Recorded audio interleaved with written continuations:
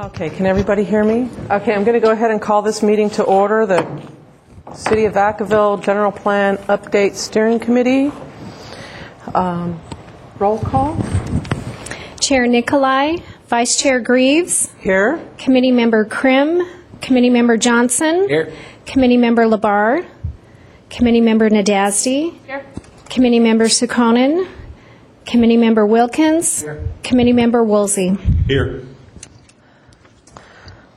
Thank you. At this time, we'd like to take business from the floor. Anybody who has anything to say on the general plan update, which is not on the agenda, this would be your time to come forward and speak. Can't hear me? Ms. Chairman, I did want to just point out for the other commissioners in the audience that we do have some members missing tonight. Chairman Nicolai and Committee Member Labar both have some conflicts this evening and cannot be here. Committee Member Sukonen has a board meeting, a board that she sits on, and she's expected to arrive during your meeting this evening. So I just wanted to enter that into the record. Thank you.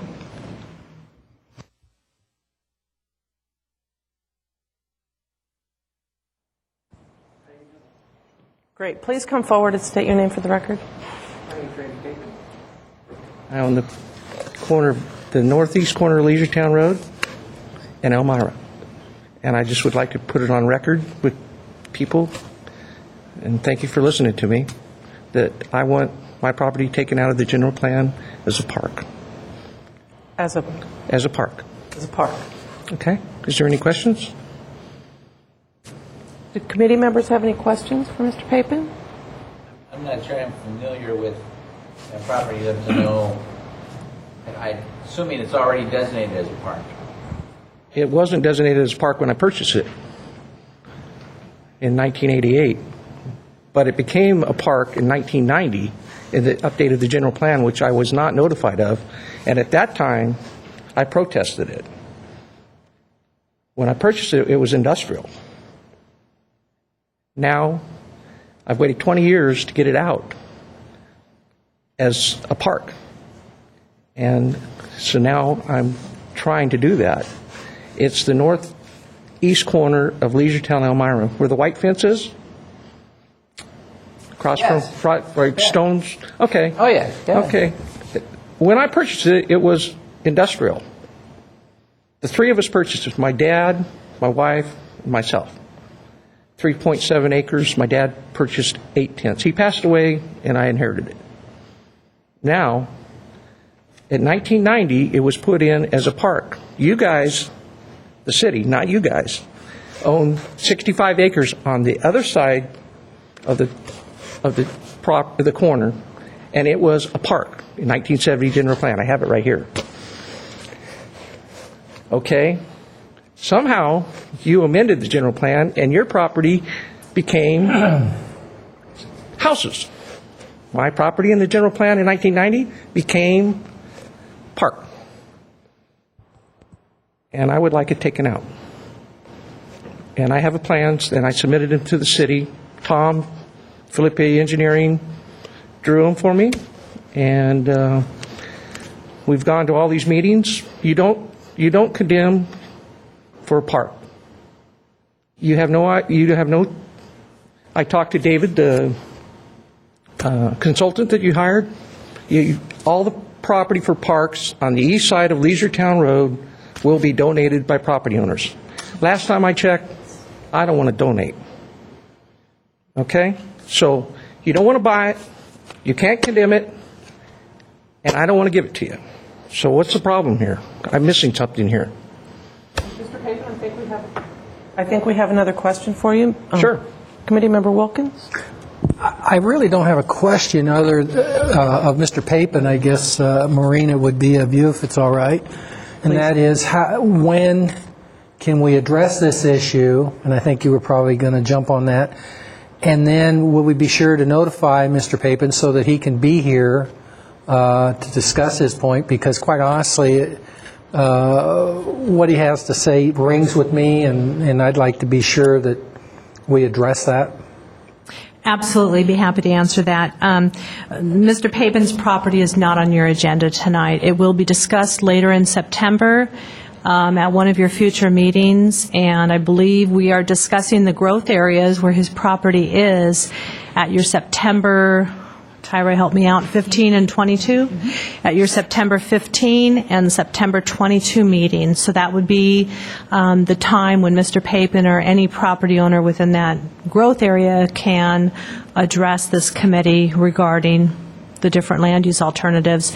And one thing I do just want to correct, and I know Mr. Papen appreciated him attending, I think, one of our events that we had at the McBride Center the end of this month, or no, the end of August and the beginning of September, and had actually quite a lengthy discussion regarding his property. And the city doesn't ask property owners to donate parks. Parks are acquired through development, and the city doesn't just take the property or ask the landowner to donate it. The city has to pay fair market value for that unless it's incorporated as part of a master plan development where other property owners participate in a master plan and parks are designated. So just want to correct, we're not asking for any property owner to donate land for a park. Can I answer this? Okay, I don't want fair market value for my property. I want to be able to ask whatever I want for my property. Whenever you put fair market value, that's condemnation. I don't want condemnation because you've limited it to a park and one buyer, city. I want to be able to have my freedom of my property that I purchased as industrial or equal or whatever I want. I do not want them to tell me, or whoever, what my property value is. I don't want fair market value. I want whatever I want to ask for it. And you're limiting me, my hands. I've already been limited for 20 years on this. And I want it taken away. I don't think this is fair. And if you put it as a park, I can't sell it as a park. I say, okay, I got to disclose this. You're buying a park. Who's going to want to buy a park? You take your freedom away from me, and I want it back. Thank you. Thank you, Mr. Papen. Any other comments?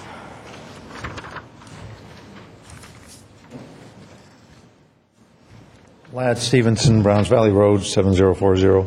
I just want to put a comment in as you go through your plans that somehow the drainage structures are built before a subdivision is allowed to provide blockage to existing drainage, because I've been up here before, personal circumstance, you built 2 subdivisions around me, and then you came out with a new flood map, and now I'm in a flood zone where I never was before. And it's strictly because of the subdivisions that were approved. Thank you. Thank you. Any other comments before I close business from the floor?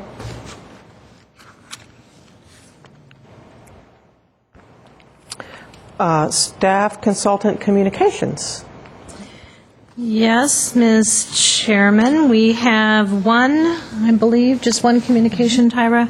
We have one communication to you from Mr. Martin Gaspar, and he is the owner of one of the properties on your agenda tonight. That would be item 7D, and he has asked that you continue that discussion to a future meeting in order to meet with staff to talk about a recommendation, and we're supportive of that continuance. So if that's the pleasure of the committee, when we get to that item on the agenda, we'll simply skip that, and that will be noticed on a future steering committee agenda. So if there is anybody, I'm seeing some nods, so if there is anybody in the audience tonight on that particular property, staff does not intend to discuss that property. We would not be asking the committee to make a recommendation on it this evening. Thank you. And there's one other, if I can, while I'm, this isn't a communication, but there is one other property that we're recommending that the committee postpone discussion on, and that's item 7E, the Peranjapi property. And on this particular parcel, we've done some additional research that looks like the existing general plan designation is actually does not include any residential estate on the property. We want to do some additional research to confirm that, so that when we're presenting this to you, you have all the facts in terms of what is existing there now compared to what we're recommending. We have left word with the property owner's representative this afternoon, I think via a phone message. I don't know if we were able to speak directly. Tyra's telling me that she was able to speak with him this evening before the meeting, so they're aware that we would be postponing that. So again, we would, when we get to that point on the agenda, we will be skipping E, so we would be skipping both 7D and 7E on the agenda if anybody is here for those items. Thank you. And now we do approval of our meeting summary of July 21st, 2011. Have all commissioners read and understand, agree with the summary? Motion to approve? We have a motion to approve. Second? A second. And a second. All in favor? Aye. Opposed? It's passed. We have approved our meeting summary. Update on our public outreach efforts.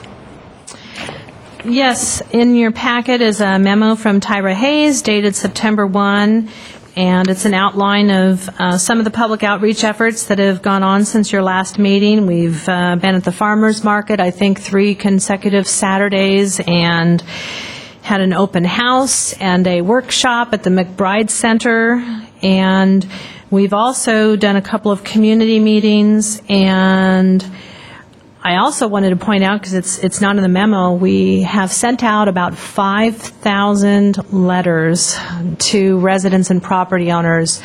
We've sent out letters to every property owner that's the subject of the meetings where we're discussing changes in property designations, and we've also sent notice out to property owners that live in the vicinity of those parcels to let them know. So we've been fielding actually an extraordinary number of calls from residents and property owners. We're still trying to catch up. Our focus has been trying to make sure we're communicating with the property owners of the affected parcels first. So if there's anybody out there that's still waiting for a call, we will be getting to you. Please be patient. It may take a couple of days for us to be returning some of those calls. So please don't hesitate to call for anybody watching or here. We do want to hear from folks what your input is. So that kind of summarizes what we've been doing. If there's any questions. Committee members have any questions of staff?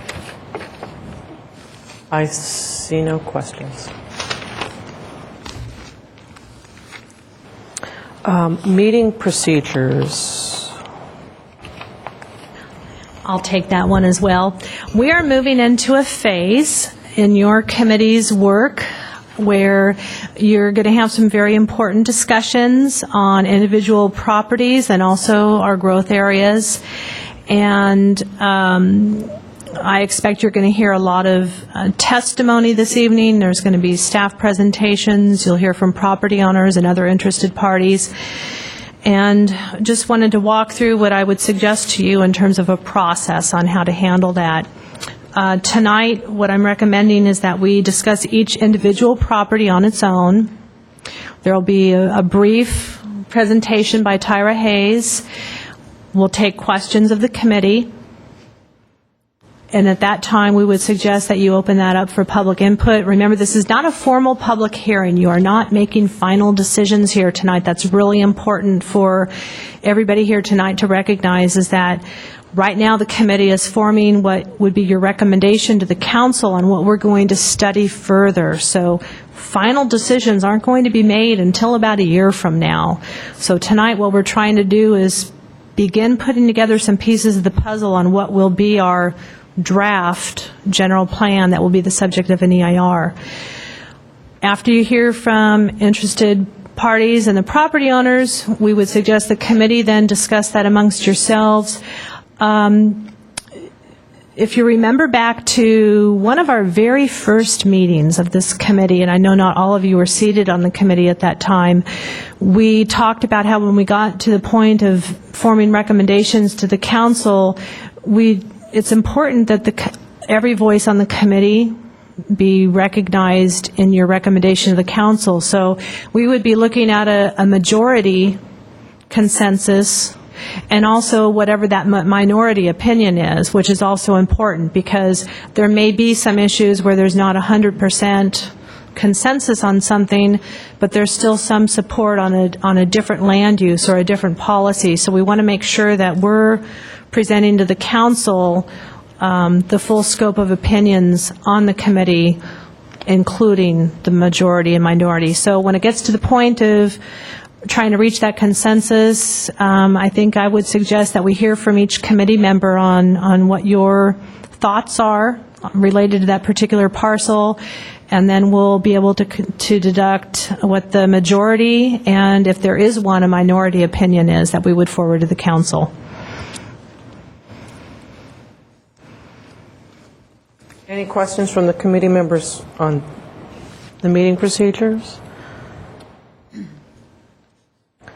So we'll move on to the select citywide focus areas, miscellaneous properties.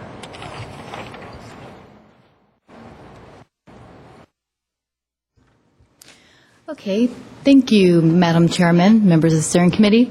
Prior to going into the citywide focus areas, I'd like to take just a moment for all the new viewers and people in the audience to go over what we have accomplished so far regarding the general plan update process. Since March of 2010, we've been diligently accomplishing several tasks. The general plan process started off with the project initiation. We had started with the first round of community outreach, and we had done so via meetings like this, other public workshops, and we had property owner meetings. From there, last October, we published, I believe it was roughly 17 technical memorandum talking about the existing conditions of the city as they relate to various topics such as infrastructure, shopping, agricultural resources, biological resources, so on and so forth. All of those documents are still available on the general plan website, and they are serving as the basis of all the documents you will see from here out, including the environmental impact reports. We've gone through the issue identification process that was done mainly in front of the steering committee, and we are currently in the process of doing two processes concurrently, and that would be going over the alternative evaluation and selection. That's one of the things we're here to do tonight. But we're also looking at the creation of goals, policies, and actions, which we will continue to revisit time to time.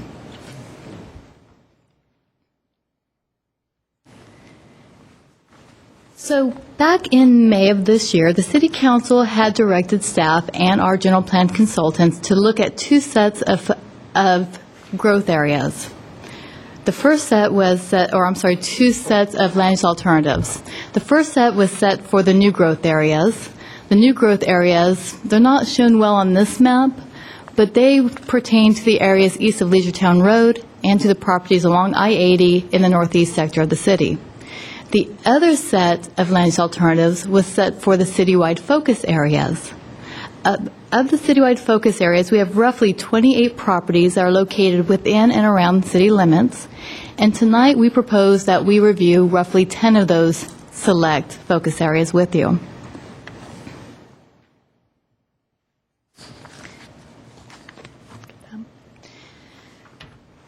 The technical memo that went over the citywide focus areas was broken up into several categories. The first category being the miscellaneous property category.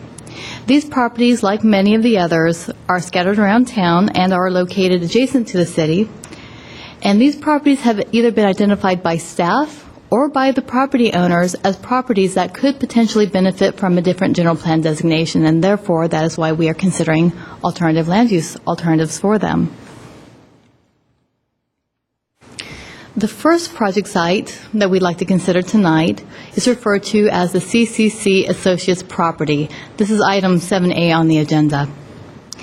The CCC property is located on Allison Drive, where it intersects with Ulatis Drive. It's located adjacent to the Travis Credit Union headquarters building and is located across the street from our recently constructed transit center.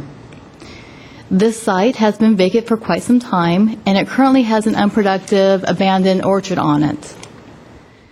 This site is also located within the existing Allison Business Park Policy Plan area, and just as importantly, this site is located within the Allison Priority Development Area. To put things very simply, areas or priority development areas are areas within or infill areas, typically 100 acres in size, that have local commitment to build housing units with amenities near transit. As I had just mentioned, this site is prime for that because it is indeed located directly across the street from our most recently developed transit center. And we do have apartment sites built. Unfortunately, I don't have a pointer, but we do have apartments built on the east side of Harbison Drive. You can kind of see in the upper right-hand part of your screen there. And behind the transit center, we have additional vacant land that has a zoning designation that permits not only general commercial, but also additional high-density housing. The current general plan designation for this property is low-medium residential. That equates to allowing 5 to 8 units per acre on this site. If I haven't mentioned already, I do believe this site is 14.6 acres in size. What we are considering is, we're considering two other land use alternatives. The first one being a mixed-use land use designation, which would be new for the city of Vacaville. We currently do not have a similar general plan designation. Under this mixed-use commercial, or under this mixed-use designation, we would be looking to allow commercial mixed in with either medium or high-density residential. And the third land use alternative we are considering tonight would be that of office commercial.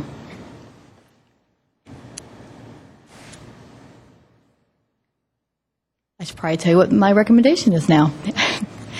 Based on the information that we were able to gather from the draft evaluation workbook, and I'll revisit that in just a moment, based on the draft evaluation workbook, based on public comments, based on information that we had gathered early in the process, and after talking to our consultants, we believe the best use or the best designation for this property would be alternative B, and that would be mixed use allowing commercial as well as medium to high density residential.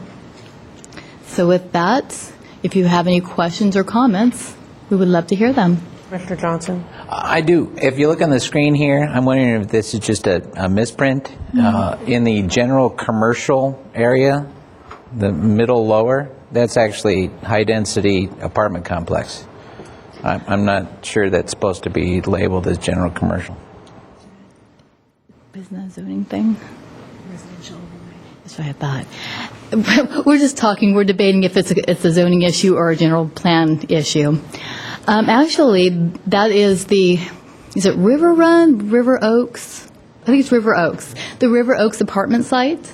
I do believe its general plan designation is still general commercial, and the zoning designation that's consistent with that is also general commercial. But the interesting thing about the general commercial zoning designation is it does allow a residential overlay district, which would allow the construction of high-density residential.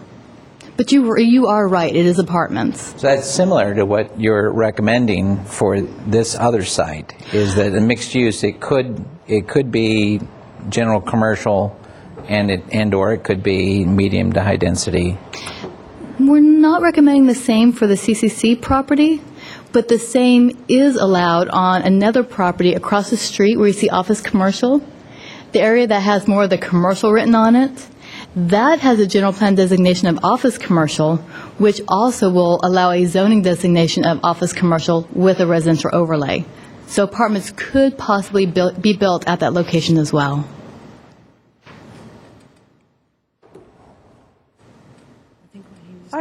I have a question for you, Tyra. You'd mentioned the priority development area. But you'd also mentioned that they're generally areas of at least 100 acres, but this is only 14.6. This is just one parcel within a much larger area. Oh, I see. Unfortunately, the map shown here isn't large enough to show it, but the Allison Business Park Policy Plan area actually encompasses the Vaca Commons Shopping Center, as well as additional lands to the east and to the south of that. Overall, it does come up to roughly 100 acres in size. Thank you. Commissioner Wilkins? Excuse me. Yes, I'd be curious if we were to go with mixed-use commercial and medium to high-density residential uses, would it exclude office commercial in that instance? Or could somebody, if they were wanting, because I would think that would also be an attractive office location.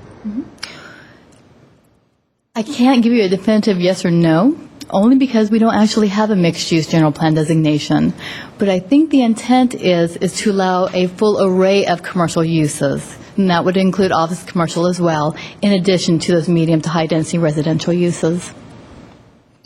And just to confirm with that, typically traditional mixed-use projects do have a combination of retail, office, and residential component. So office would be a very compatible use with residential there. Any other commissioner comments, questions? Then I'd like to open this up for public comment. And again, I'll just reiterate, this isn't a formal public hearing. Anybody who would like to say anything on this particular property? Don't rush the podium. No one? Okay. Well, then this, I guess, would be our time to give our recommendation. And Maureen and I talked earlier. I think we'll just go commissioner by commissioner and voice our opinion. Commissioner Wilkins? Yes, that's an intriguing piece of property only because of the development that's occurred around it, including, the Travis Federal Credit Union, and across the road there is the transportation hub. And I personally would like, to see that ultimately develop to its best possible use. And, it's only the person that wants to develop it that makes that determination. And so I'd like to see us be able to, at the very least, make it generally classified so that it can be used for, the mixed uses and so forth. So just to follow up on the question I had earlier, I don't know what would go in there. I mean, it would be neat if son of Travis Credit Union or something like that were to go in there and just make another great addition to the business family here in Vacaville. But that's really what I would hope to be able to see, is something that would, not necessarily. I'm a little cautious about seeing apartments go in there and so forth. There's just a lot of traffic and so forth, particularly during rush hour and on weekends, that I don't know if apartments would really fit there. But I think businesses and mixed use commercial and offices would be good for that location. So just to clarify, are you agreeing with the staff recommendation? Yes, I agree with it, but I want to be sure, I didn't, and the reason for the question earlier, I didn't want to exclude if somebody went in there and was going to put in, just a full array of offices similar to what we have with Travis Credit Union, that would necessarily be excluded as a consideration. Commissioner Nadazdi. I actually agree with the recommendation. I think it's an interesting transitional piece of property that, giving the flexibility of mixed use, enables a number of different types of development, but it provides the tradition or the transition between all the other existing land uses around it. Commissioner Woolsey? Yeah, I'd have to echo the comments of my previous colleagues. This is a unique piece of property, and I think the recommendation of B would keep it open to different variations of usage. So I would agree with the staff's recommendation. Commissioner Johnson? I too am open to keeping as many options for this property. Although I cannot recall, Maureen, I cannot recall ever chatting with the owner group, and I'm a little hesitant to be sitting here making even a recommendation on a piece of property for which the owner group is not represented. So could you address that? This particular entity, CCC Associates, has owned the property definitely more than 20 years, at least 20 years. And my understanding is the folks that are that company actually are not in the United States. They're traditionally not very easy to get a hold of. I know that Mike Palumbo, our economic development manager, has had very limited ability to communicate with them over the years. I will say that right now, especially in this economic climate, and I think also given the location, that low, medium density residential, at least in my opinion, I'm not sure that that's really an appropriate land use right now. Back in 1990, when we did the general plan 20 years ago, I think it was. Because the site's in a priority development area, there could be some grant monies available depending upon if there's a transit-oriented or mixed-use development there through ABAG and MTC. I think that this designation, I would kind of piggyback on some of the comments the committee has said, that this probably gives the owner some additional opportunity that they don't presently have. I think the present designation is extremely limiting to them. The mixed-use designation described there gives them a lot more opportunity. Well, if they're that hard to get a hold of and they haven't been engaged, and we know we need more park space, maybe this would be that opportunity. I'm just thinking. Yeah. I just wanted to add on to what Maureen had said. Knowing that the CCC associates are hard to get a hold of, we did indeed send a letter to their local attorney alerting them to this meeting and what we were considering. Unfortunately, we haven't heard back from them. Maybe if you tell them it's park space. Park. So we know I'll try for that. some folks, that's... I'm happy to chat with them about that, too. But, yeah, just So do you have a recommendation? I'm in favor of alternative B.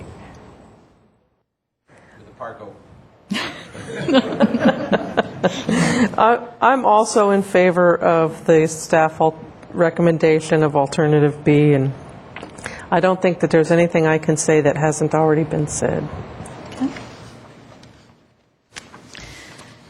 And I think I'm going to interrupt here just for a second. As we go through each item, this one's very clear cut.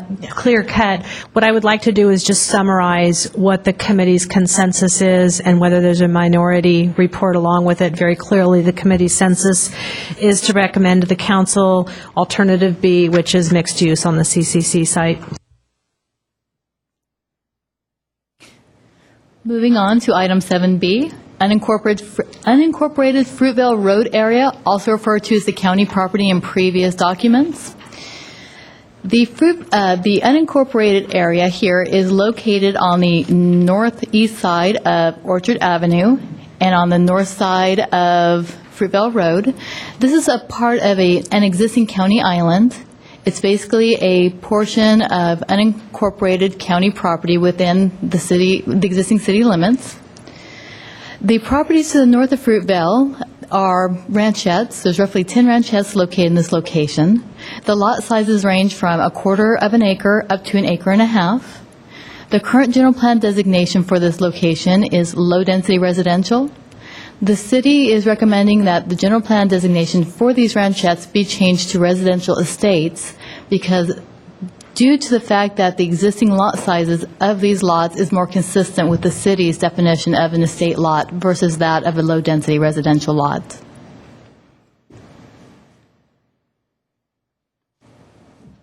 Questions for staff? No questions. Is there anybody that would like to speak on this particular property? No one. All right. I think I'll start at the other end this time. Commissioner Woolsey, could you give us your recommendation? Well, I think I'll have to stick with staff's recommendation on alternative A and B. Estate residential seems to match what's already existing there, and I see no reason to change it at this point in time. Thank you. Commissioner Johnson? Would be my preference as well to leave it as close to its current use that's there. Otherwise, I think if we change it, then all those other folks that are living there, we're probably going to see them at the next meeting asking us why we're changing it. So I don't want to speak for them. If you are out there, we're happy to hear from you, but I'd be inclined to leave it as it is. Thank you. Commissioner Nadasdy? I agree with staff recommendation as well. Commissioner Wilkins? Well, I like the term ranchette. It conjured up a whole different scenario, horses and animals and different things, but given the size there, it's obvious that they don't have that luxury, and I think staff's recommendation is appropriate.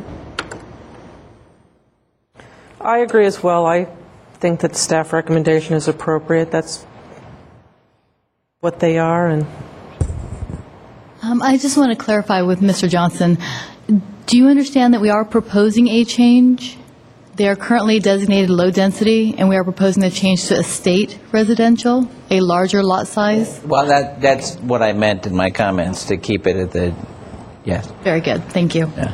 But I wouldn't go so far as Mr. Wilkins in terms of horses, chickens, pigs. That may not be good for that area, I'm thinking. That's what ranchette conjures up for me. So.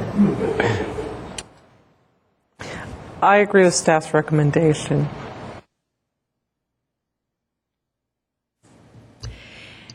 And just to conclude this discussion, the committee consensus is that this area be recommended to the council to be designated as estate residential. Next item, 7C. I had a question on this item after we got through that. So what extra hoops do we have to now jump through since that's county? How does this impact next step on this property? This is an unusual area. It's part of an unincorporated island that includes the Eldridge property that's on the south side of Fruitvale Road. The Eldridge property is about 20 acres that you see there where the medium density words are there on the map. We haven't had any interest in any development on the Eldridge property. I understand it's still in an active agricultural preserve, so that itself limits development when it can occur. I would assume at some point in time we'll have interest in the Eldridge property in developing, and it'll need to annex to the city to have subdivision occur and city services extended. And at that time, we would work with LAFCO, who would require us to annex these lots with the Eldridge property. So until we get an application from someone, we don't intend to pursue annexation. But for the time being, this property is under the jurisdiction of Solano County, so anything anybody wants to do, they go down to Fairfield to the county offices to get their building permits on what they want to do.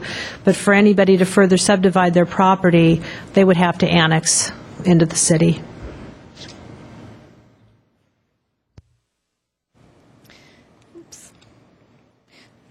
Excuse me. Next item is item 7C on the agenda, former Gibson Canyon wastewater treatment plant. This plant is currently owned by the city of Vacaville. It was constructed roughly in the 1930s, and it was in use by a former user within the Interchange Business Park. It has since been decommissioned. The site itself is located north of Mills Lane, east of Leisure Road, in the northeast sector of the city, near the Sino subdivision known as North Village. The land use alternatives being considered here would be to either let it remain or let it persist with its current general plan designation of public institutional with a waste disposal identifier. B, look at a general plan designation of public open space. Or alternative C, look at a designation of public park. Staff's recommendation is to allow the site to continue on with the existing general plan designation of public institutional, with the caveat that the waste disposal identifier be removed, only because the site will not be used again as a waste disposal site, and the city would like to potentially develop the site with a renewable energy source or use it for future detention basins.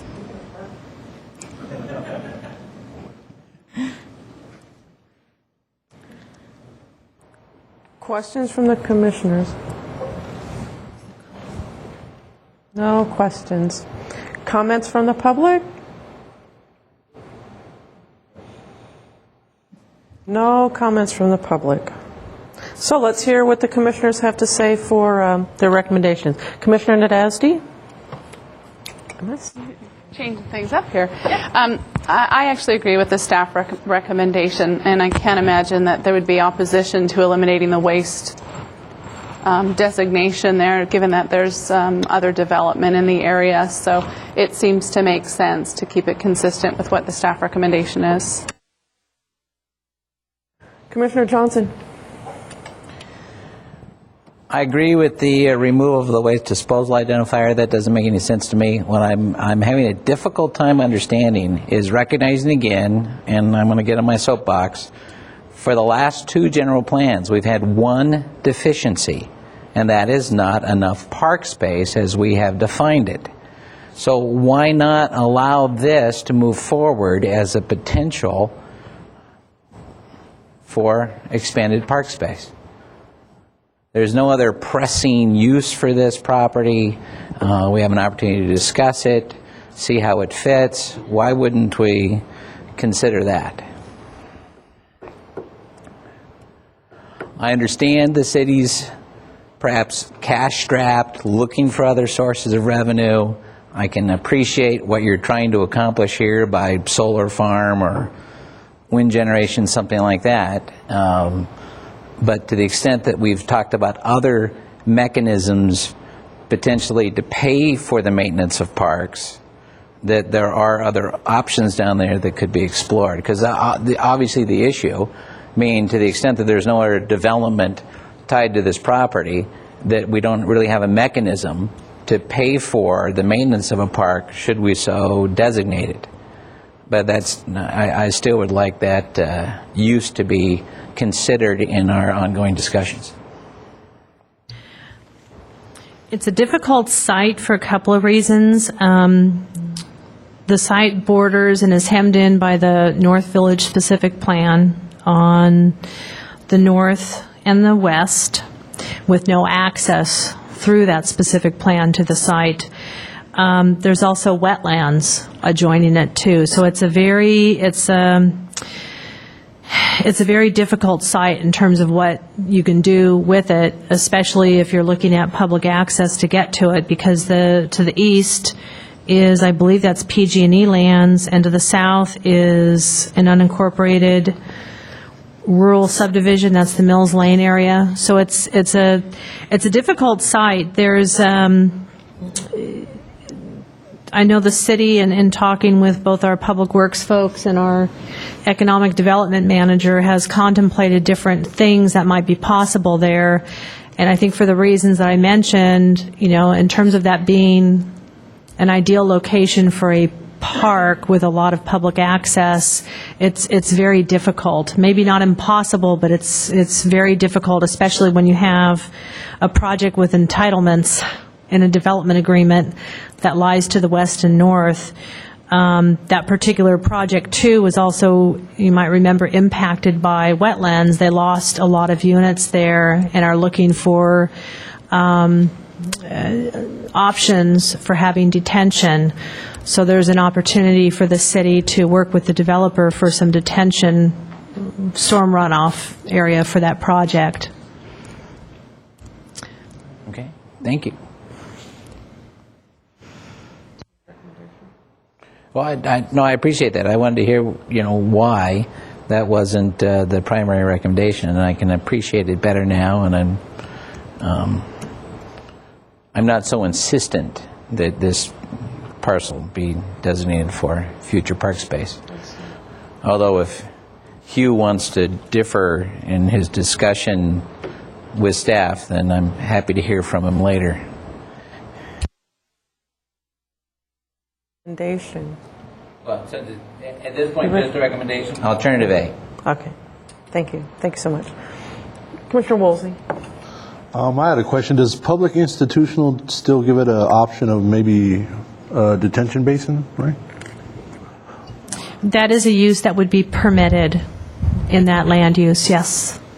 Because I was thinking about the public park thing too, but then seeing as how it used to be a waste disposal site many years ago, I don't know how safe the ground would be, so that would be my only concern. But if maybe a detention basin makes sense, so my recommendation would be A, just list staff's recommendation, public institutional.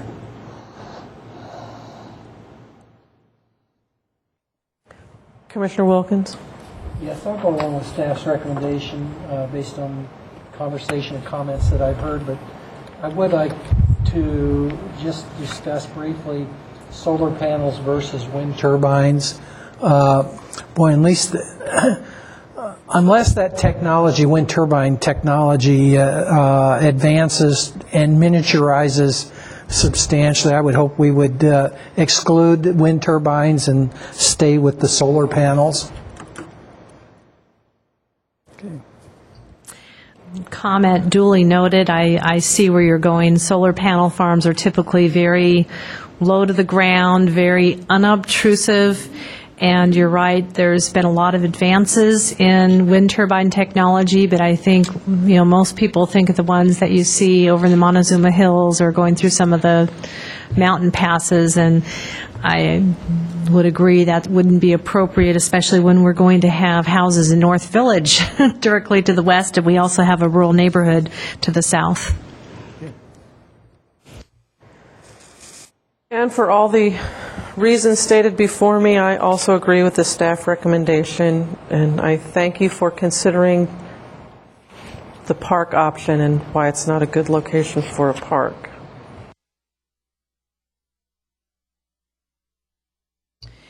Well, we have another clear consensus. Let's see if this keeps rolling here. The committee consensus is that alternative A would be to have the parcel continue with its designation of public institutional, and we would remove the waste disposal moniker on the general plan site. I also want to note, you made reference to a couple of folks in the audience. We do have some staff here tonight that are also available to provide input. We have Rod Maresco, our Public Works Director, Jeff Knowles, our Deputy Director for Traffic, and we also have our Park Planner, Hugh Hesterman. I think I have recognized everybody. So as we get through tonight, as we get any questions in their areas of expertise, they're available as well. Thank you.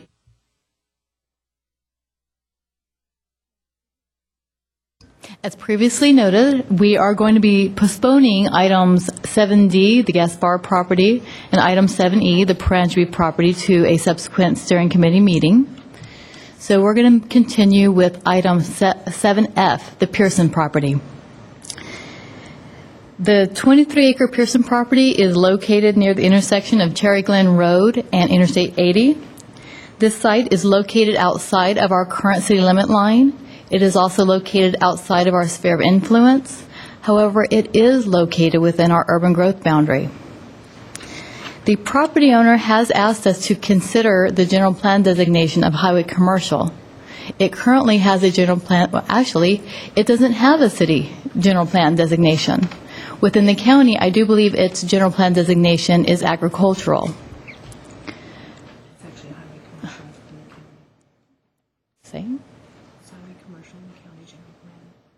Okay, I've been corrected. It currently has a county general plan designation of highway commercial. The reason the Pearson property was brought into our urban growth boundary prior to it being officially adopted in the year 2008 is because the city thought it would be most advantageous to the city if this property were allowed to be developed under under city jurisdiction. This property serves as a gateway into the city of Vacaville. Given the location of the property, it will have limited development potential only because the city cannot provide water or sewer to the site. If the site is indeed granted the city general plan designation of highway commercial, it will most likely then receive a zoning designation of a special standard overlay district, which will require the site to develop on well and septic systems, thus reducing the development the kind of development allowed on site.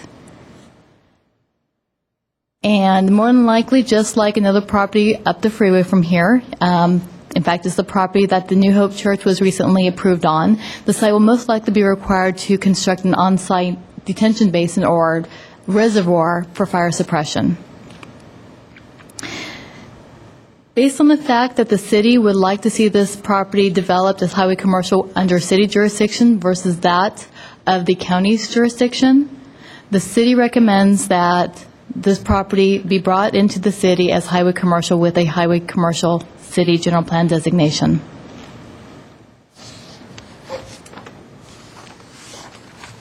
Commissioner comments or questions? I have some questions. I'm having a hard time visualizing where this is. Is this on the opposite on Interstate 80? I can find one. Took my map away. Is that Lower Lagoon Valley? Yeah. It's across the freeway from Lagoon Valley. It's that green little trapezoid on the bottom of your screen. So that interchange right there, that would be... I believe that's Cherry Glen. No? It is Cherry Glen. That's Cherry Okay. Glen, isn't it? There's Mystery Farm right here every year. Okay. You know where? Yeah. Okay. Thank you. Mm-hmm. So,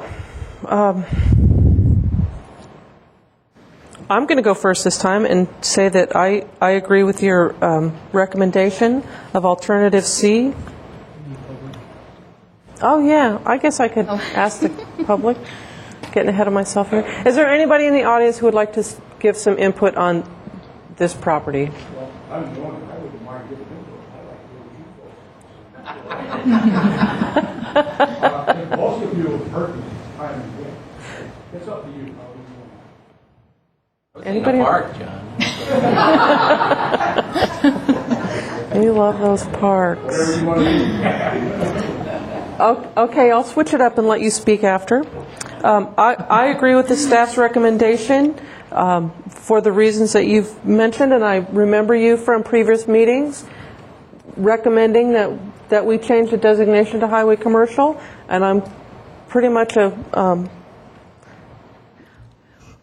I agree with people's right to do with their property what should be done within reason. Excuse me, Ms. Chairman. I would suggest, I know the property owner wants to defer his comments till later, but I would suggest that we see if there might be any other audience members that have any input before we get into the committee recommendation. All right. Is there anybody else who would like to speak? Anybody who would like to give input on this property? And again, they rush the podium. Commissioner Johnson. I think we need to make up for an error of many years ago when this property should have been included with the Lagoon Valley project. So I'm in favor of alternative C for highway commercial. Commissioner Woolsey. I would have to agree with the staff's recommendation, especially if I heard correctly, the owner, if that's the owner's wishes, then by all means, it's his land. So yeah, I would support the staff recommendation of alternative C. Commissioner Wilkins. Yeah, I agree with Commissioner Johnson. I think that, or Committee Member Johnson, Mr. Pearson is, this property's been in the family. He's worked it. He's one of these people that if you're involved in the community, you're involved with him. And so I've had many, many occasions where he's burned my ear on this, but always appreciate it. And he always tells me where the skeletons are buried and so forth. And so I think it's right that we go ahead and show it as highway commercial and give him the opportunity to do with the property what it is destined to be. So, Commissioner Nadazdi. And I also agree with staff recommendation.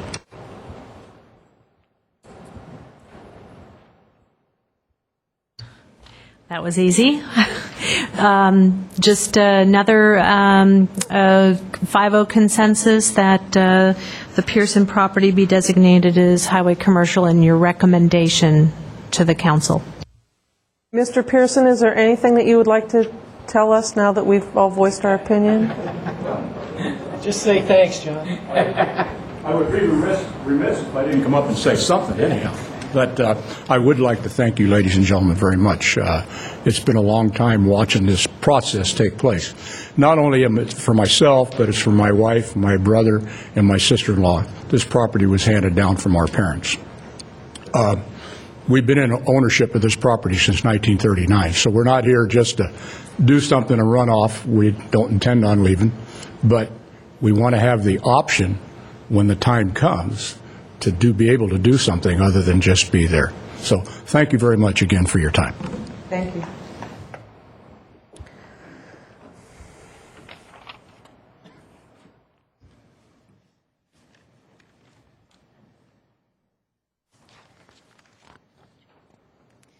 Okay, moving on to item 7G, the last of our miscellaneous focus areas tonight.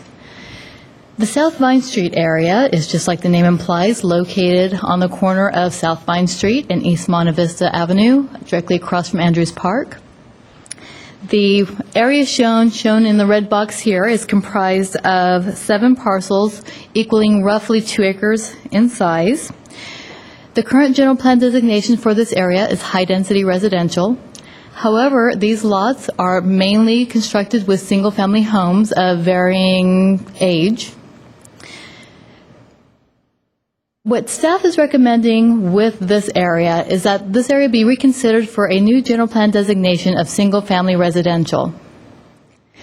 The reason for this is that these homes, especially the ones that front Vine Street, are located below street grade, and the slope of these lots is very extreme in terms of it slopes away from the street down towards the back of these lots, making development of these lots or making construction of multifamily units on these lots very, very difficult. So with that being said, staff recommends that we consider changing the general plan designation from high-density residential to low-density residential to reflect what is currently constructed on site now. Questions from the commissioners? No questions, no comments? Please. Just given proximity to some of the other land uses, is there a reason why we didn't consider mixed use? Have we even considered it?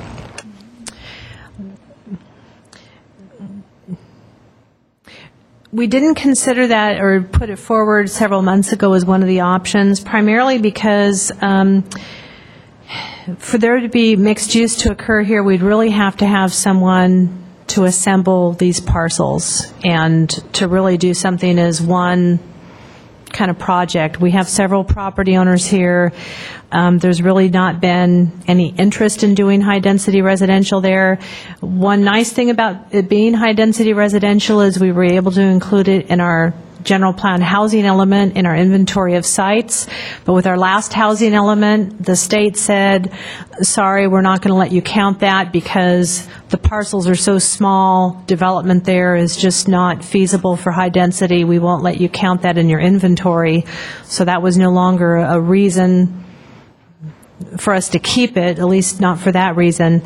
Mixed use could be an opportunity there. With mixed use, with commercial, the access there is very difficult. You're at I think you're perhaps at the peak of the hill there, right at Andrews Park, or very close to it. Sight distances are very awkward. Vine Street's a very narrow road. It's just a very difficult area. We have single-family residential there in different states. Some are more well-maintained than others. And I think we just felt that maintaining a designation that reflected the actual use there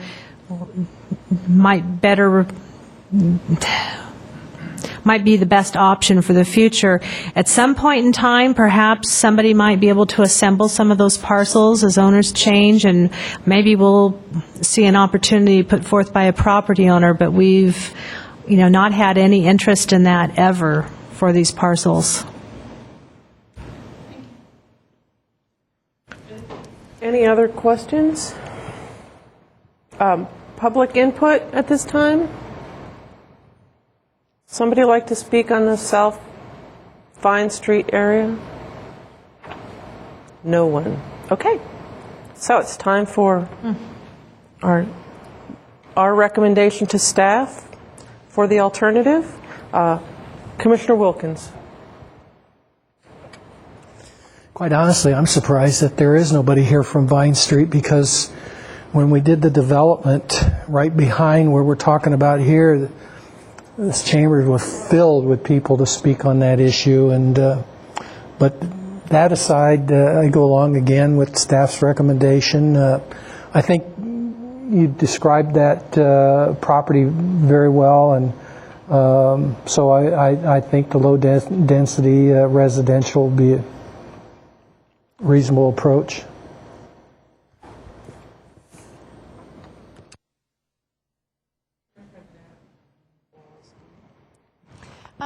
I agree with staff recommendation. I guess, though, the only consideration here I have, and while I do agree with the designation, is that long-range thinking here along Monte Vista, that seems like a commercial opportunity at some point. So I just think it's important to note that this seems like logical commercial expansion in this area.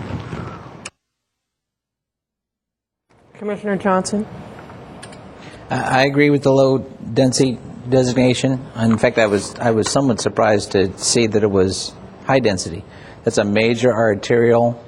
Your sight distances are, as you mentioned, it's not a lighted, never will be a lighted intersection, so I'd have some concern making it higher density for other reasons. So I absolutely agree with low density.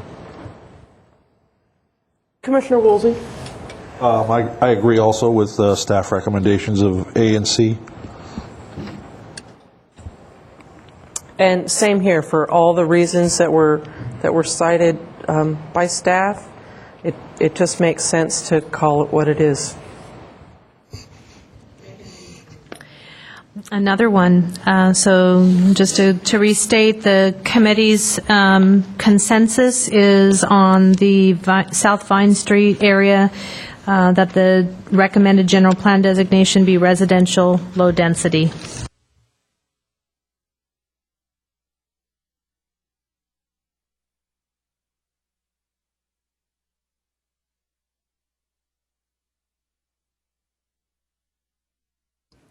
As previously mentioned, the Citywide focus area memos had tried to categorize these random areas into different categories. We just concluded the miscellaneous properties, noting that we've postponed discussion on both the Gaspar property as well as the Paransby property. Now we're going to be moving into just two of the properties that are categorized under the properties owned by the Vacaville Unified School District. Item 8A is the Brown Street Center. The Brown Street Center is located on Brown Street, adjacent to the Markham area. This is the area where Vacaville Unified School District has its corporation yard. I'm not sure whether or not the buses are still housed in this location any longer, but the site is still functional and is still used by the Vacaville Unified School District. Prior to its relocation to the Musetta Thrower Center, Country High used to be located on this site. It was located within that trapezoid highlighted in red shown there. As the current general plan shows, this area is still shown as high school, yet we know the high school has been relocated. So with that, staff is recommending what we consider a general plan map cleanup, and that we change this area from high school to public facility to reflect what's currently on the site.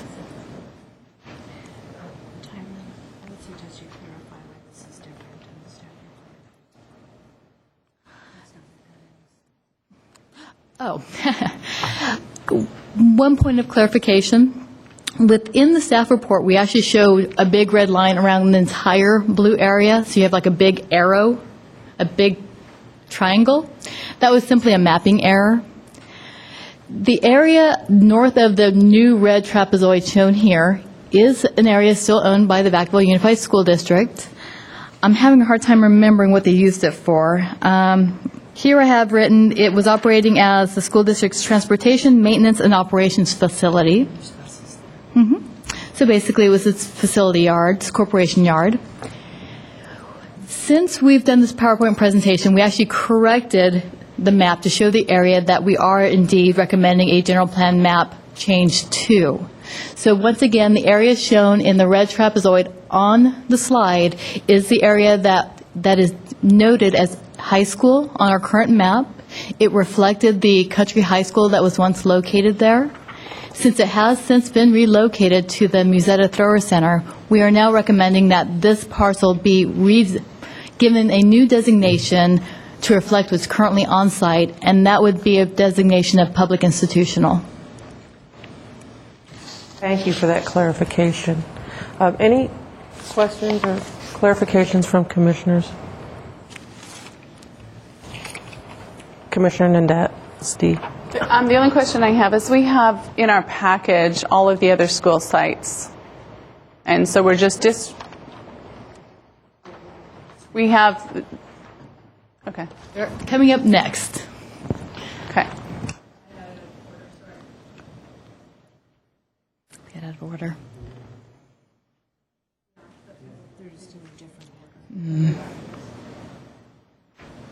Is there anyone from the public who would like to comment on this site?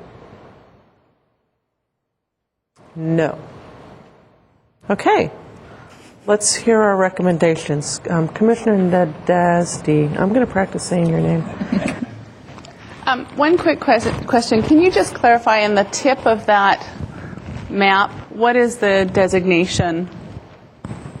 The tip to the north of the trapezoid? Yeah, that we show. Is that public institution already? It is so indeed. This just completes. Both to the north and to the south of the red trapezoid is public institutional. Okay. However, the public institutional to the south of the trapezoid is actually a church. It is not a property owned by Vacaville Unified School District. Okay.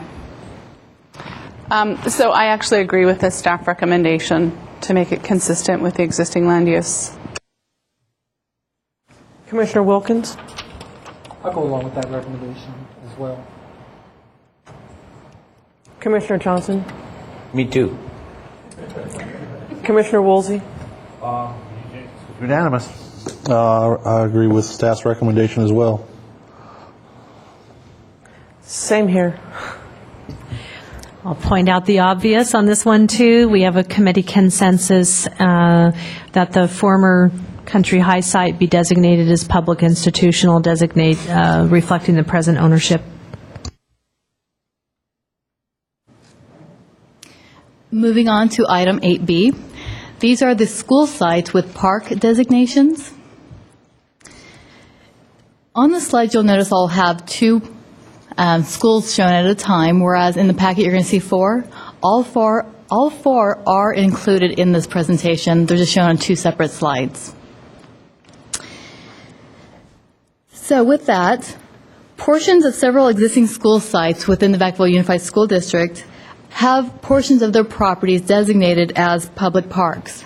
These schools include Gibson Middle School, Alamo School, Fairmont Elementary, and Hemlock Elementary School. The park designation came about from a now expired joint use facilities agreement between the city and VUSD. What staff is recommending is what we would also consider another map cleanup item. It should be noted that the schools being considered with this request have nothing to do with the VUSD's recent decision to declare property surplus. These 4 school sites are active school sites, and the portions of each of these sites that have the public park designation are parts of these schools' active recreation fields. So once again, those sites that we are recommending that we change the public or change the general plan designation to reflect the school's designation, whether that be an elementary school or in the case of Gibson, a junior high school, would be for Fairmont Elementary, Alamo Elementary, Gibson Middle School, and Hemlock Elementary School. Questions? Commissioner Johnson. Looking at the Gibson Middle School, Sorry. on your photo there, doesn't part of that property, has that not been requested surplus by the school district? You are correct. We're going to be discussing the Gibson school site specifically when we finish the discussion regarding the citywide focus areas. The Gibson the Gibson school actually has 2 different requests on it. The slide here that shows the green little box up in the upper right-hand corner denotes the public school general plan designation, and we're simply asking that that be removed and that area be given the same general plan designation as Gibson Middle School. Now, that being said, there is another site on the other side of the school where Maureen is pointing. It's currently an orchard. I believe it's roughly 3 to 5 acres in size. At a future meeting, we will be discussing different land use alternatives, one of which is a request by VUSD to consider single-family homes in that location. Any other commissioner comments at this time? Public input? No one. Okay. So, our recommendation to staff? Personally, I think I'm hoping this is kind of serves as an olive branch to the school district, this cleanup. So I'm very much in favor of the staff recommendation. Commissioner Johnson? I would agree. It actually more accurately reflects its current use.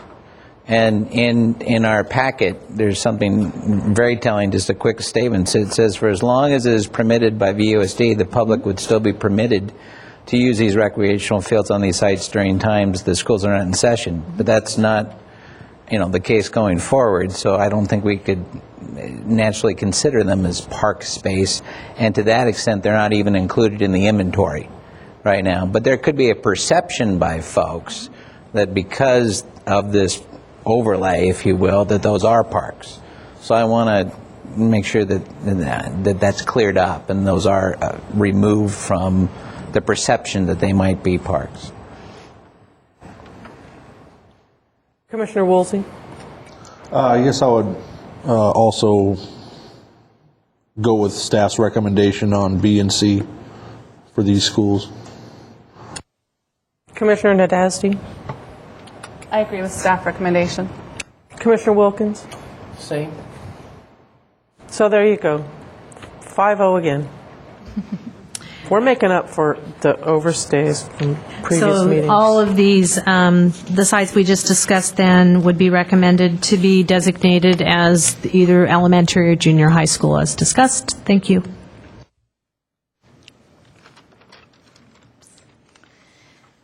Now we're moving on to the third category of the citywide focus areas. Tonight we're going to be talking very briefly about 2 of the 5 underutilized shopping centers that have been previously identified in previous documents. The first one is that of Alamo Plaza. Alamo Plaza is located at the intersection of Alamo Drive and Merchant Streets. Let's see. It is roughly 14 acres in size. At the time we had identified this shopping center as well as the one we're going to be discussing next, we were trying to find out ways to help these centers remain economically viable. Since that time, we are pleased to inform you that the Planning Division has received 2 development applications to fill major anchor tenants within this shopping center as well as the Golden Hills Plaza Shopping Center. As you may have seen by the signs that surround Alamo Plaza, we now have a development application in for In-Shape City, another gym, to locate into the former Oakenmore tenant space. In-Shape City has already set up a preview center within a smaller tenant space within the shopping center.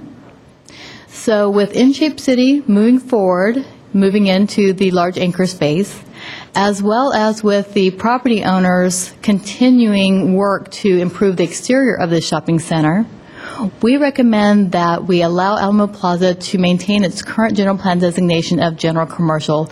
For now, it does seem to be very viable.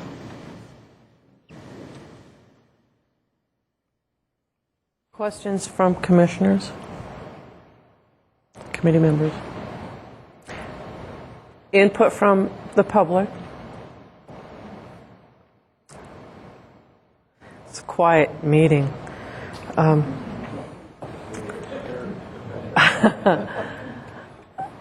Before I tell you what my recommendation is, I'm kind of curious why we're talking about this if we're going to if we're talking about maintaining the existing general plan designation, and are we going to be talking about the other shopping centers at some other point? There are still 3 other underutilized shopping centers that we do believe could use some help in terms of maybe benefiting from a different general plan designation. That'll be discussed once the evaluation workbook is published, and that will be brought back to you at a subsequent steering committee meeting. Okay, thank you. And I agree with the staff recommendation to maintain it. Commissioner Johnson? Just a question, since you brought up the In-Shape City, the gym. I take it that is then a permitted use, because I don't believe that's come up in front of the Planning Commission for any kind of other discussion or consideration. You say it's already moving forward. Is that something that was approved at staff level? It's not yet been approved. The application has been submitted. It's in review. Tyra, is that a staff level approval? Do you know? I could check on that and perhaps get back to the committee with that information later. I believe that it's a permitted use within that shopping center. I don't believe it's going to come to the Planning Commission, but I will double check that for you. Right, 'cause I'm just sitting here thinking, maybe I don't know what shopping center means, because now I have a gym coming in and a gym across the other street into a shopping center, and I didn't realize that was something that we'd be converting our shopping centers into gymnasium facilities. You've never been to the Mall of America, huh? I've never been.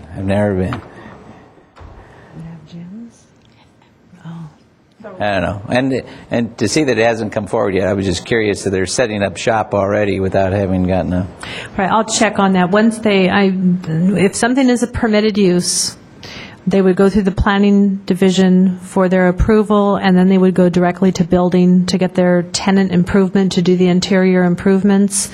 If it's a conditional use, it would come to the Planning Commission for the Commission's review to determine if that use is compatible for that zoning district, and also is it compatible with the neighborhood. So I'm sorry I don't have the detailed answer, but I will get back to the committee on that.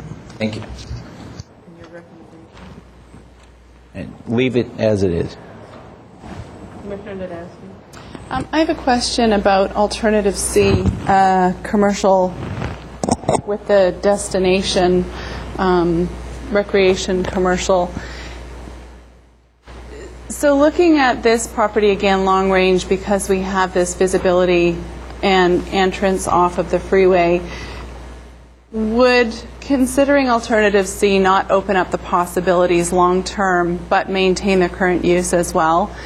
Because being consistent with what we're doing is great, but I think if we're looking at underutilized, it's great we've got new tenants coming in here, but we still aren't necessarily contributing to any kind of long-term revitalization potentially.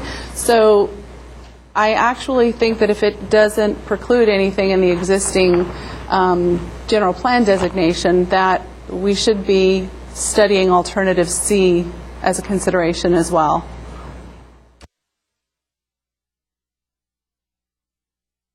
Commissioner Wilkins? Well, we certainly should be in shape community because we have more than enough gyms to go around. I think you could go to one a day for probably a couple, 3 weeks. And but I guess I have to go along with what Committee Member Nadazny had to say. We get into the definitional situation, and do we end up precluding other types of uses that might have been attracted?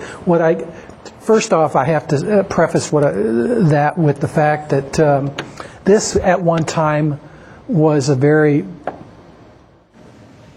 how do you want to say it? It was really an outstanding neighborhood shopping center. It had, Alpha, Beta, and Thrifty, and Osh, and a number of other smaller stores there.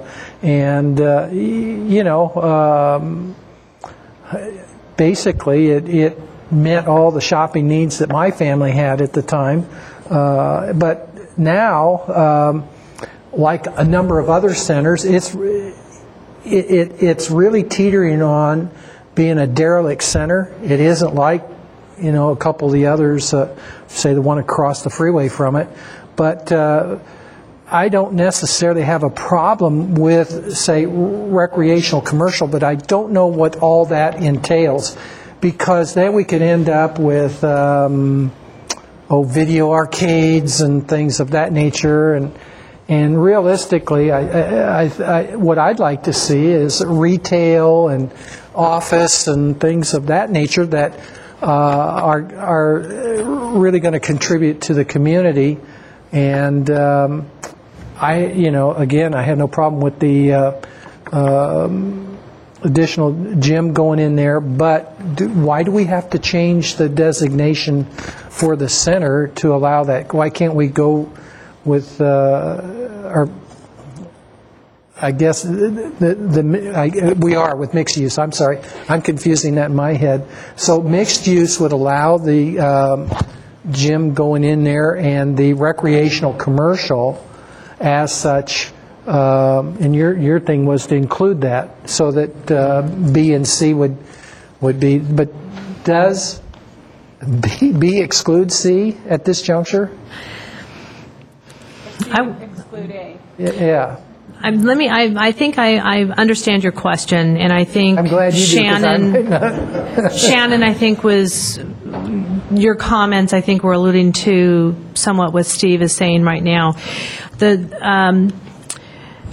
One of the reasons why an alternative C, in discussing this with our consultant and also, again, with Mike Palumbo, our economic development manager, is we're looking at these underutilized shopping centers that are, what can we do? What can the city do to promote private investment, knowing that we don't have any public investment? This is not in a redevelopment area to assist with it. Steve's comments I take to heart, because 25 years ago, Alamo Plaza, it really was the only shopping center in town in terms of not just a neighborhood store, but also it had, I think one of the only clothing stores in town was there, Ross. Right. We had Osh. And a lot of those uses have moved elsewhere to other newer centers, and we've had some vacant tenants there for some time. It's difficult in this economy for the landowner to identify and lure tenants there that are going to be long-term viable leases. This shopping center is unusual in that most, I believe, except for the parcels right at the corner of Alamo and Merchant, the entire center is under one ownership. So that's very unique versus some of the other centers in town where there's a lot of pads owned by different entities, like a Burger King or whoever it might be. The commercial recreation was seen as, is there an opportunity to do something here that's unique that might give another option to the property owner? But I see that actually as being more limiting. The current designation of general commercial is going to already allow a lot of recreational uses. And I'll give the example where Stars is located. I believe that's designated as general commercial, where the bowling alley is. I'm trying to think of another example where the ice skating rink and the theater are located, Brendan Theater and the ice skating rink. That's general commercial. So the present designation doesn't exclude recreation uses, and I think, and again, it's probably been 2 years since the property owner came in to request approval of some facade improvements for the center and to ask for another building to be built in the middle of the parking lot. And it's been very slow going in this economy. That's understandable. But the owner is moving ahead slowly but surely, building by building, with doing the facade improvements. So if you go out there, you can see it's looking pretty nice. They've started doing the signage, they've started doing some of the facade improvements, and hopefully soon will come some of the site improvements as well. So I think we thought it was worth, let's give the owner a shot at what they have now.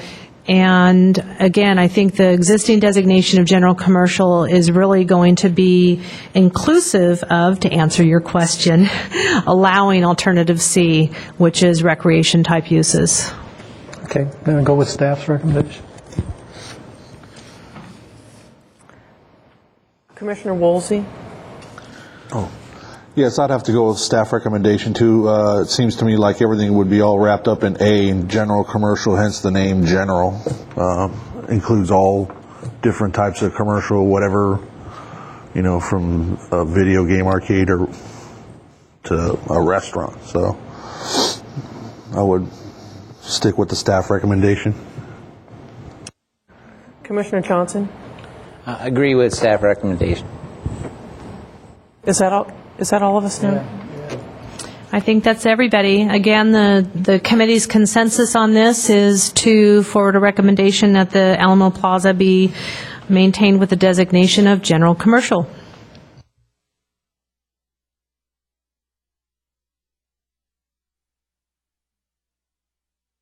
Next up, item 9B, Golden Hills Plaza. This is very similar to what is going on in Alamo Plaza, which happens to be located only a quarter mile away from Alamo Plaza. Golden Hills Plaza is located on Alamo Drive near Marshall Road. Just like with Alamo Plaza, we originally were seeking different general plan designations that could potentially enhance the economic viability of these shopping centers. Since we came up with these alternatives, just like with Alamo Plaza, the Planning Division has received another development application for a new grocery store to inhabit the former Food for Less former Food for Less building itself. That's the major anchor tenant within the shopping center. With that in mind, city staff is recommending that we maintain the current general plan designation of general commercial, pretty much for all the same reasons we had discussed for Alamo Plaza. Comments, questions? Nothing? Community input?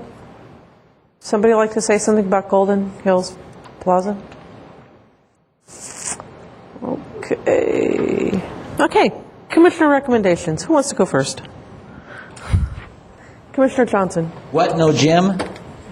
Are you going to, no, I maintain the current use. Commissioner Wilkins. The same. This is really an example of a center that, for a combination of reasons, has sunken, into being a derelict. And I'm glad to hear that a anchor tenant is coming, because so many of the businesses along Alamo and in the back of the shopping center, they've just disappeared. Whether it be the credit union or what have you, as a result of not having walk-in type customers there. So this, I think, may be a shot in the arm for that center. So I'll go with staff's recommendation and just ask a question. It's sort of interesting that we go with general commercial. And the question I have, what comes first, the chicken or the egg? Do we designate it, mixed use to attract? Does it really attract?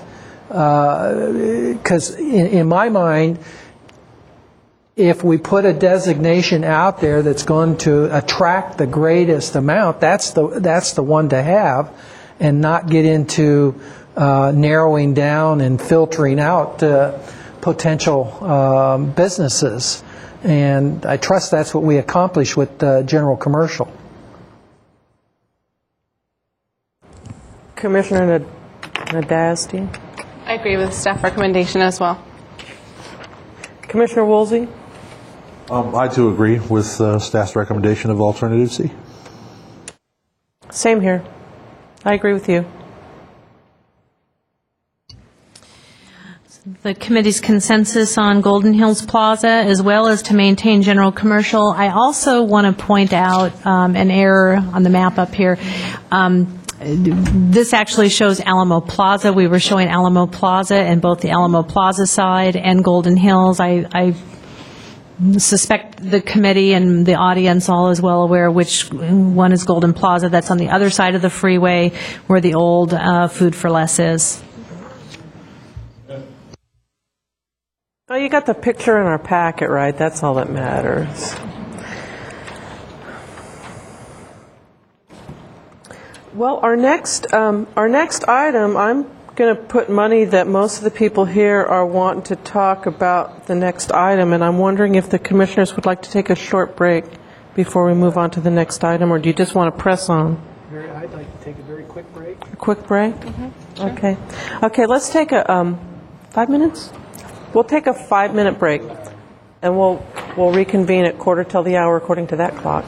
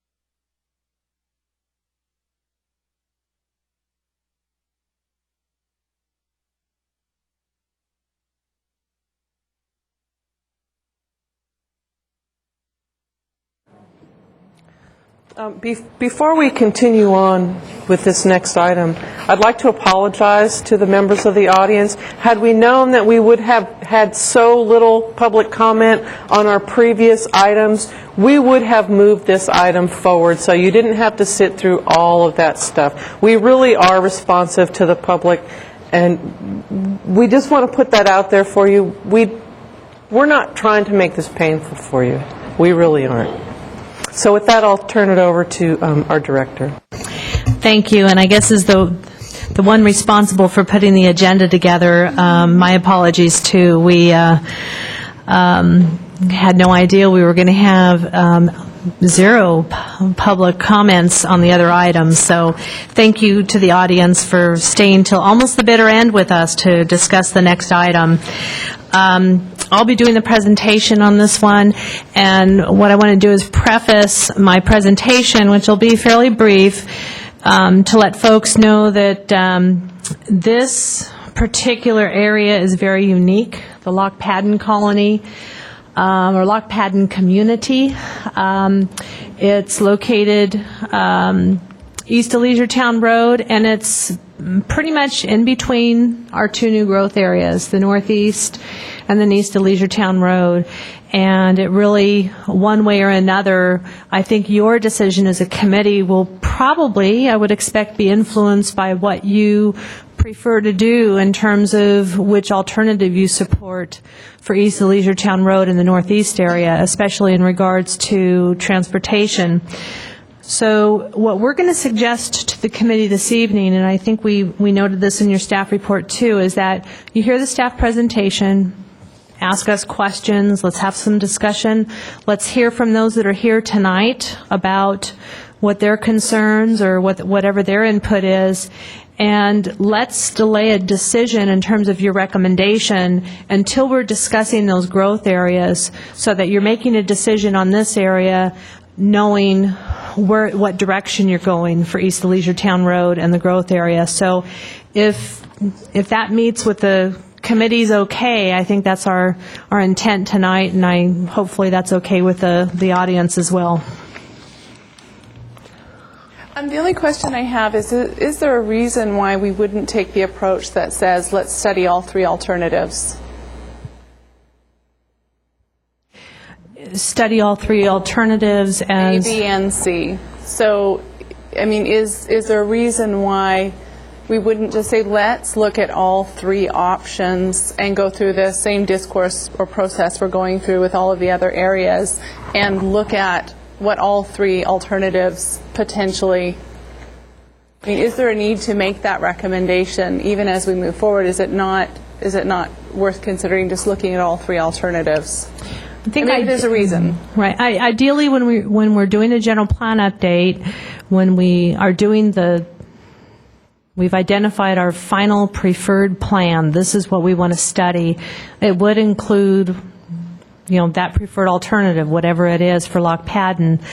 I also want to note that we're about to publish an analysis of all three alternatives. You do not yet have that before you, so you do not yet have, it'll be delivered to you tomorrow and be available online to the public tomorrow evening. You will have a nice hefty reading log there to read about the differences in all three alternatives for Loch Padden as well as the east and northeast growth area. So ideally, the committee will be able to, through your discussions over the next 3 meetings, hopefully come to a consensus on what that preferred alternative is. And so that's, I think, ideally where we would want to go with the EIR, is to study whatever the preferred alternative is and hopefully have an option for Loch Padden that's supported by the residents and supported by the committee. I think that's what we're looking for. But in terms of the analysis, I think that you'll have that when you get the workbook delivered. You will have information that compares the different alternatives and what they mean for this area.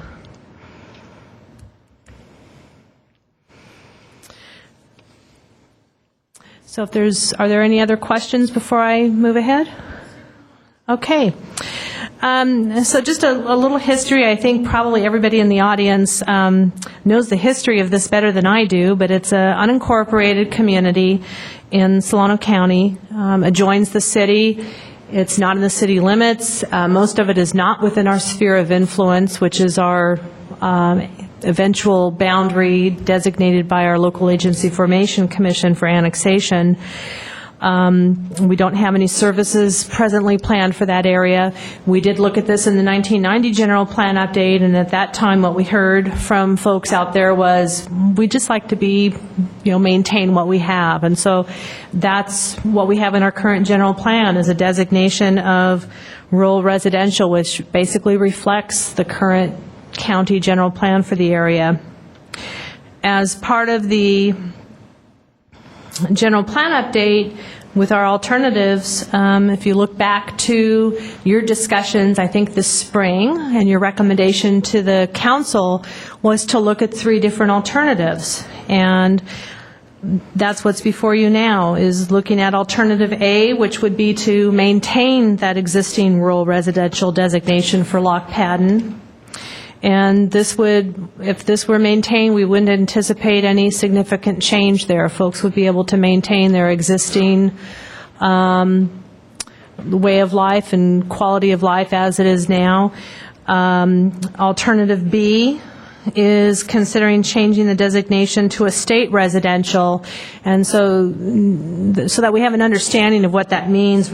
Estate residential would potentially allow lots as low as 1 acre. And also looking at, with that alternative B, some low-density residential uses along Leisure Town Road, which is actually presently, some of that's already in the city limits. If we look, this area right here is already in the city limits. This is a senior single-family community called Maplewood. And here we have a mobile home park, which is also in the city limits. This probably dates back to the 70s or so. This was built, I'm going to say late 90s, maybe early 2000s. But largely the rest of this is still maintained as just residential estates in this area. Alternative C looks at maintaining rural residential for most of Lock Padden to the area. I believe it would be east of Willow Road. This is Willow Road right here. So maintaining that rural residential here, but allowing estate residential in this area here, which is closer to the existing city limits. And Willow Road is in a way kind of a natural boundary, but it's still a very narrow rural road that doesn't meet present city standards. What we're not discussing tonight, although we're not asking the committee to make a recommendation, but we did not in the analysis discuss whether or not Willow Road would go through. When you get the workbook out tomorrow and then at your subsequent meetings, we will be talking with the committee about the traffic analysis and what our findings are, looking at different options, one of which is for Willow Road to provide access through Lock Padden, access to the East Leisure Town Road proposed area here and up to the northeast. One option is to maintain Willow Road as it is with no change, with potentially there being a new roadway skirting the edge of Lock Padden. And the other would be to maintain things the way they are without a road here, but with traffic entering onto Leisure Town Road. So those are the 3 traffic options, and I think there's some different iterations of that the workbook is going to look at. But I think what we'd like to hear from the committee tonight and from residents is just from a land use perspective, what might make sense there, given what we're looking at in our other land use alternatives, where we're looking at development both north and south of here in our growth areas. I think that's about all I have to say as part of my presentation. Be happy to answer any questions. Commissioner Johnson? There's reference in our documentation from you about the annexation process that would include connecting up these residents to city services. What's the associated cost involved in doing that? Cost to them? It can be very substantial, actually. Just the fees for the application themselves aren't very substantial, but there's other costs that are associated with hooking up to city sewer and water. So usually when someone in an unincorporated area like this wants to annex to the city, it's usually because they need to get city utilities, sewer and or water, or they want to subdivide, and to do that, of course, they need to come into the city because they can't do so in the county, and as a part of that, they're required to hook up to city water and sewer. So you not only have the hookup fees to connect to city sewer and water, but in this case, there are no sewer and water lines out there at all. And so usually in a situation like this, there might be some kind of a funding mechanism. An assessment district is common, where the property owners in this area would all pay their fair share. They would have to agree to be assessed to bring that line into that area to give them the ability to hook up. I don't know, our Public Works Director is here, and I'm not sure that we're really in a position to offer any particular cost, but it can be fairly substantial. There's also other things to think about in terms of annexing to the city. Right now, this area is served by a rural fire district. So coming into the city, they would be served by the city fire district. But there's an interesting situation where the rural fire districts, as annexations occur into our urban cities, they're losing revenue. That's based upon property tax value on improved properties. So we have a situation where annexations of improved areas occur like this. The property owners are actually assessed their annual fire district fee. I believe it's multiplied by 10 years. So that's to kind of ease the pain, so to speak, to those rural fire districts that are losing the income from their customers upon annexation. It's not really fair because it's, in my opinion, it's kind of double dipping. They're paying for both city service and rural service that they're no longer getting, but that's just the way things are with our current budget situation. We can come up with, and we've had this question of some property owners in some of the meetings that we've had at McBride, and I've actually offered to put together from the city's perspective some answers to some questions that we've been getting from those residents, so in them forming an opinion to bring to you, that it be an informed opinion.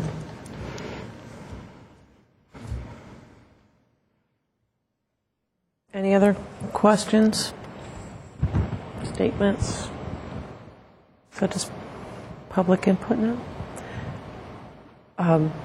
Do you guys want to form a line? Pick a number. And I'll let the old people come first.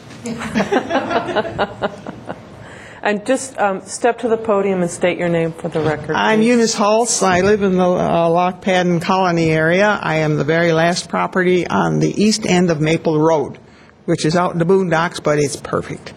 I typed up something so I know.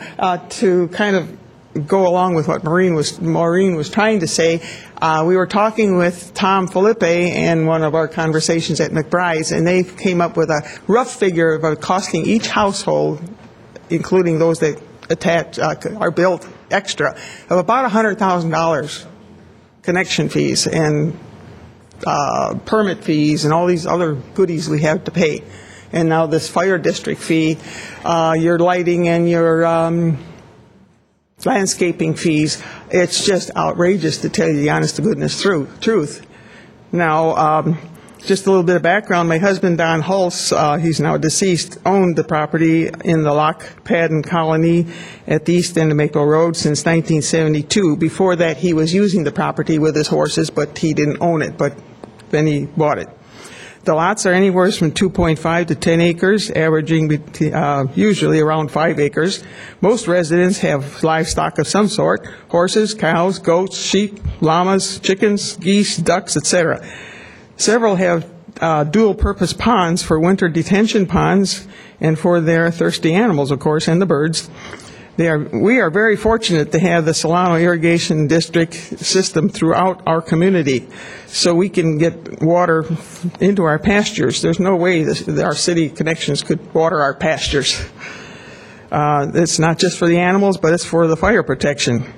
We have a great community spirit. We have an active neighborhood watch system. We bought our own signs and posted them.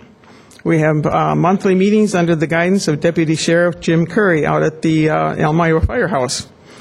We are like an old-fashioned mini-town with neighbors helping each other. We share mowing, disking, shopping, spraying, helping with animal care, sharing ideas, and watching each other's homes when the neighbor is out of town.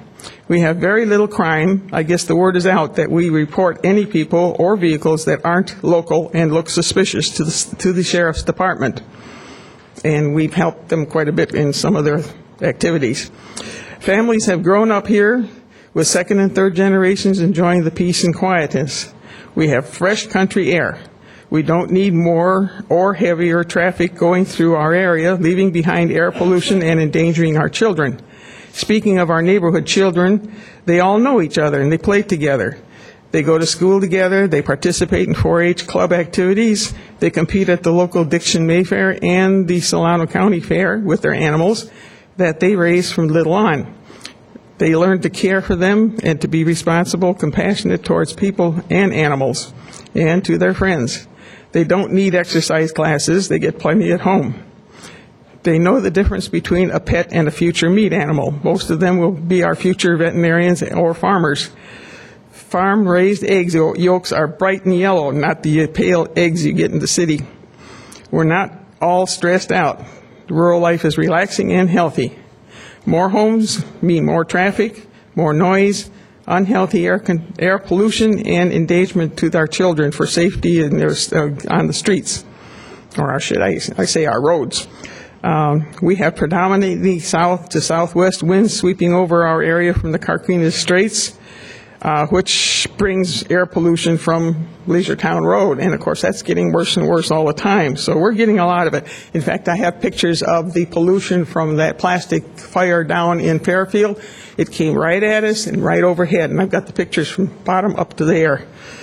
It shows the way that the winds drift the stuff towards our area. We don't need more traffic in our area roads by extending Willow Road and making the traffic a racetrack from the north area to the south area of us. As you can tell by now, most of us do not want to become a part of Vacaville, nor Zone City, nor have any part of the east side of Leisure Town Road to be zoned to the city. We'd appreciate that you'd make alternative A your choice. It's ours. Thank you. Any questions?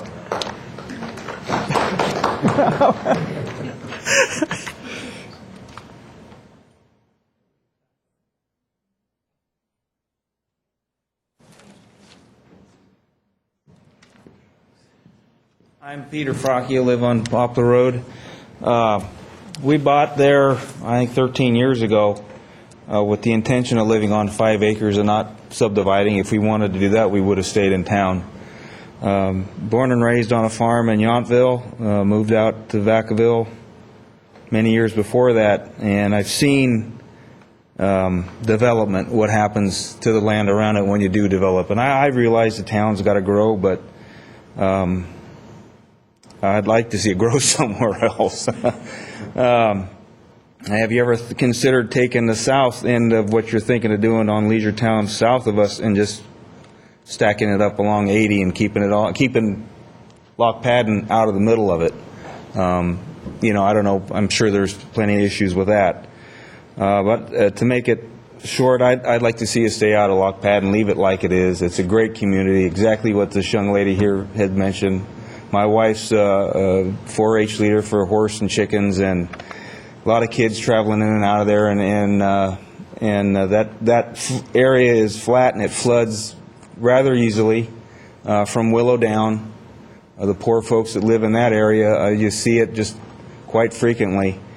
So whatever does happen around there, take in consideration the flood issues. Thank you.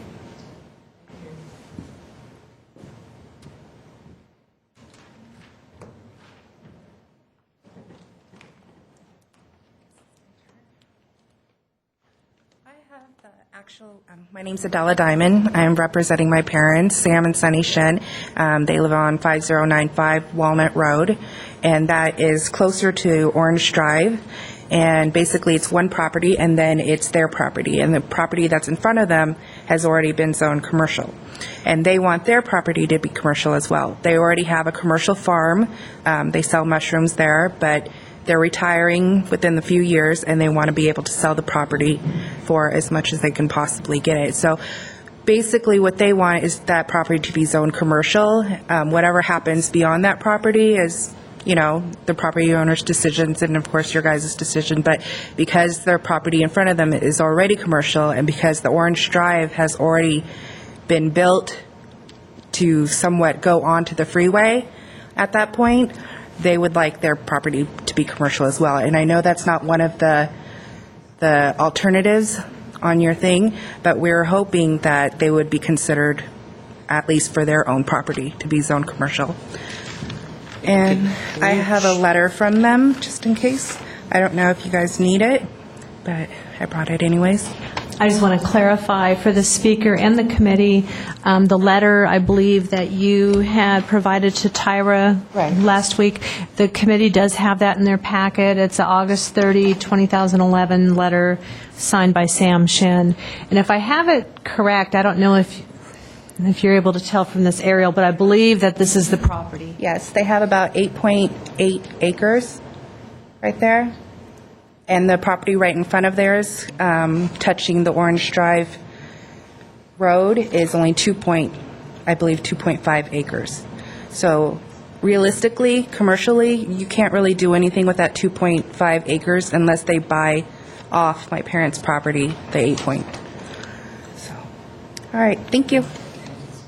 I did have a question, and that partially answered it. You said the other adjoining property was also commercial? Of your parents' property here? Oh, they own a commercial farm. So it's Solano Mushroom Farm. So right now they have a business on the land itself. Oh, on this property yes. that Maureen's pointing to right there.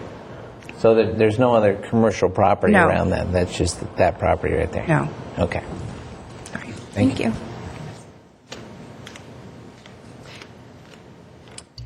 If it's all right, I'd just like to add some additional information. In the county does allow, just like we allow home occupation permits for somebody to operate a business out of their home, the county also allows, I believe they're called rural enterprises, where someone is allowed to have a business. I think there's very narrow constraints on what kind of businesses they can have. So you will see some businesses in communities like this, but they're not typical urban commercial businesses that we would have in the city. This parcel does not adjoin any lands that are designated in the general plan as general commercial or commercial. Thank you. More speakers?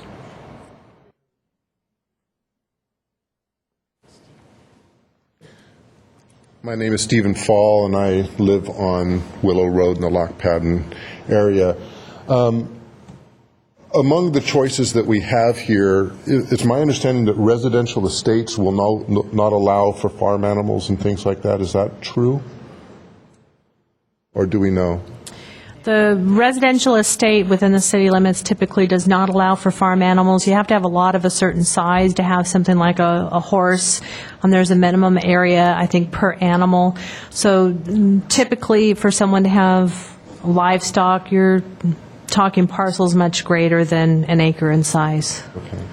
Yeah, most of the people in our area have livestock of one sort or another. We've got cows and goats and horses right across the street from me. There's I think the guy next to us is raising black Angus. We've got a goat farm basically right behind us, and of course numerous chickens and other things, as you can imagine.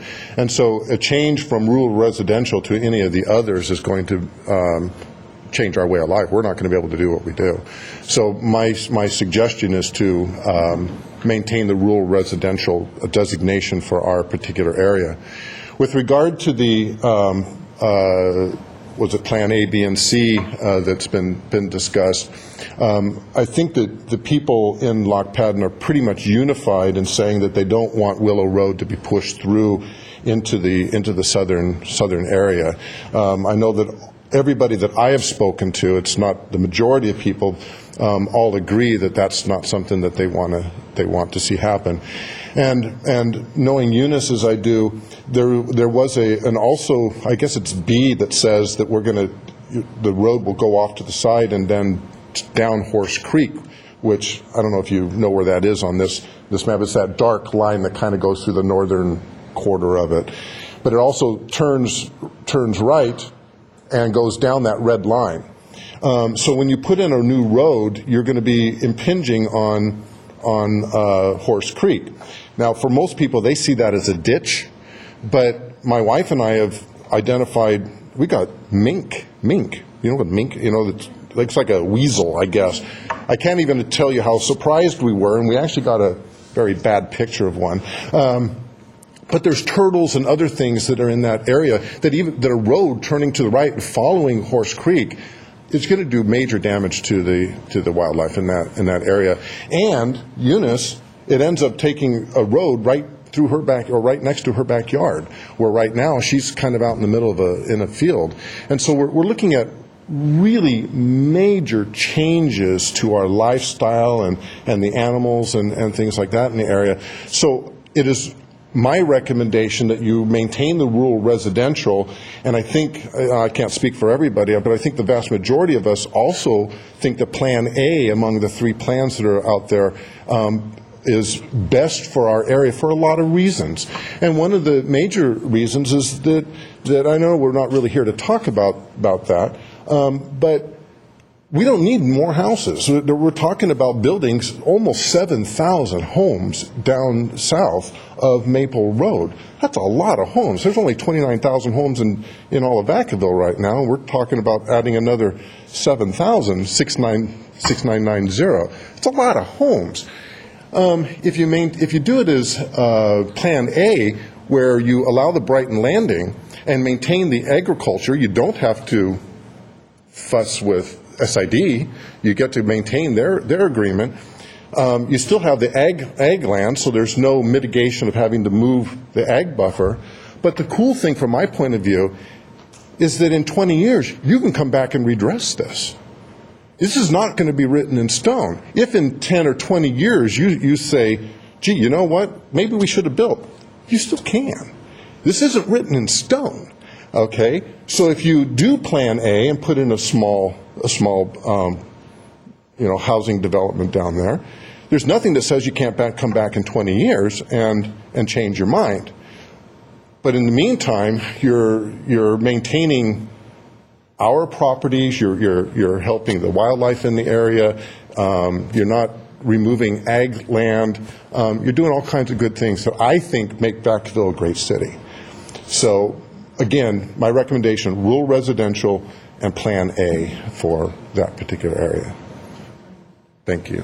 Question for you. Yes.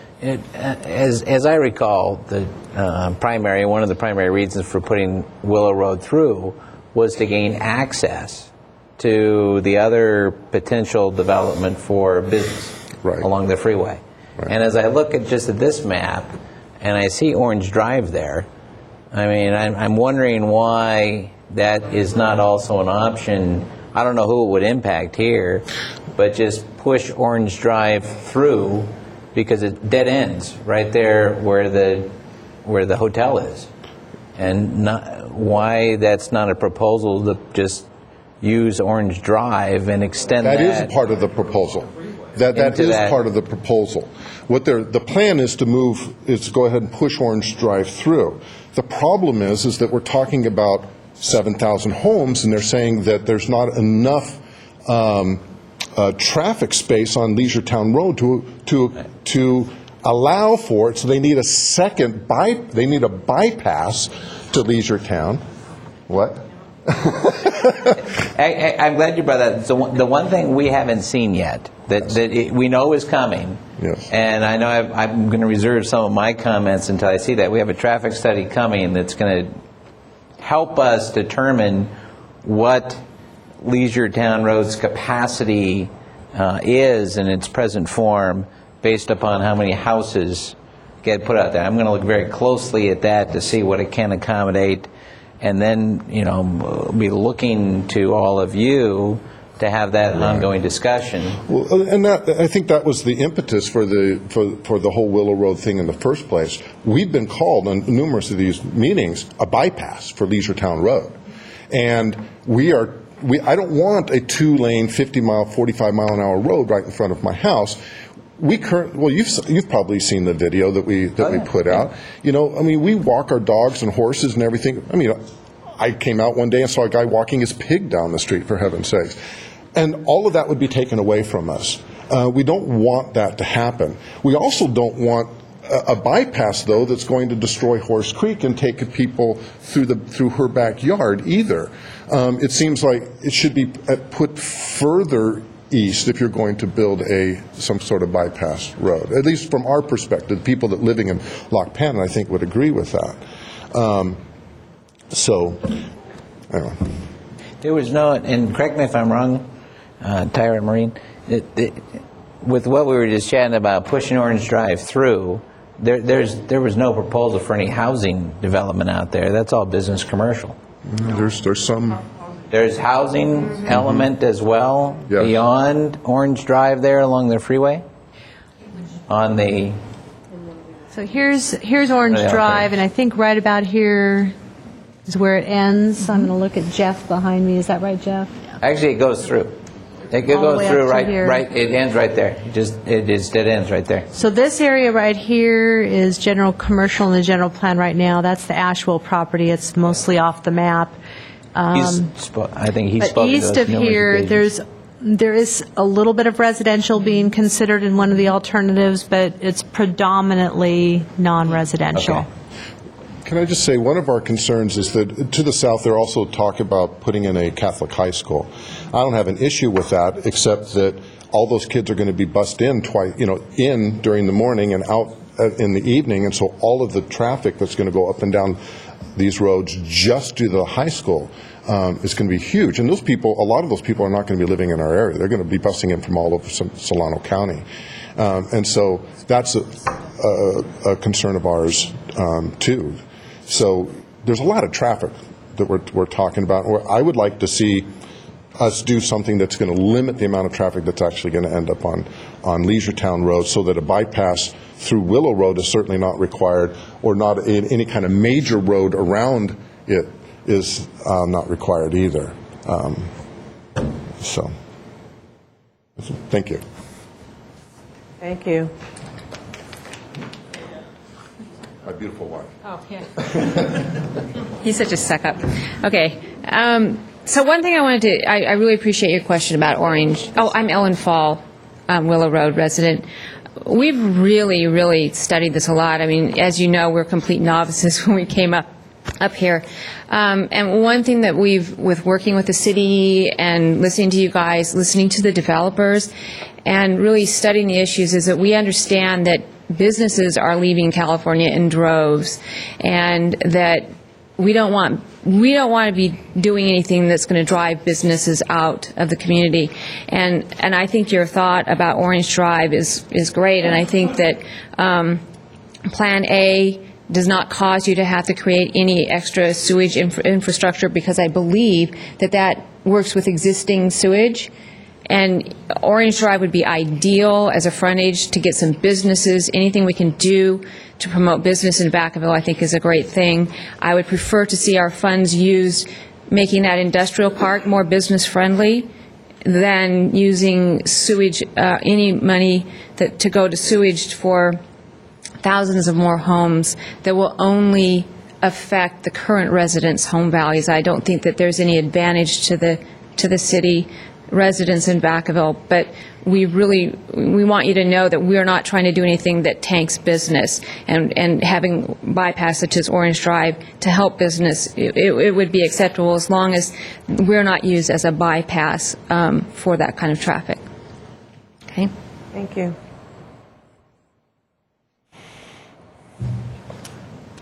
Good evening. I'm Jan Whitley. I have a home on Walnut Road, and I'm building the new home on Willow. If you've gone out there, you'll see the new house. And I'm just iterating what they have said, that we do want to maintain the idyllic thing that we have there. We're half a mile from the freeway, and yet we're 10 miles into the country. That's something you don't see. I lived in the English Hills 11 years ago, and when we bought the property in '65, you could walk around in your BVDs out there. Well, we finally sold it because there was so much traffic out there, we weren't in the country anymore. And then we found this property many years later, and I still haven't moved out there yet. I'm hoping to get the house finished in the next month or so. And we put in 3 acres of alfalfa so that to use the irrigation water to maintain the country living. And to the north of us is 300 acres of the corn right now. That's property they want to make industrial. That's another question for another day.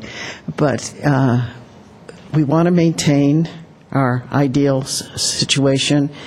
Children can run, animals can run their pigs. I've seen them run their pigs up and down the road, training them for the fair. You couldn't do that in a road when you have a lot of traffic, because we know what will happen. I want to just hope you will maintain our bubonic situation. Thank you. Thank you.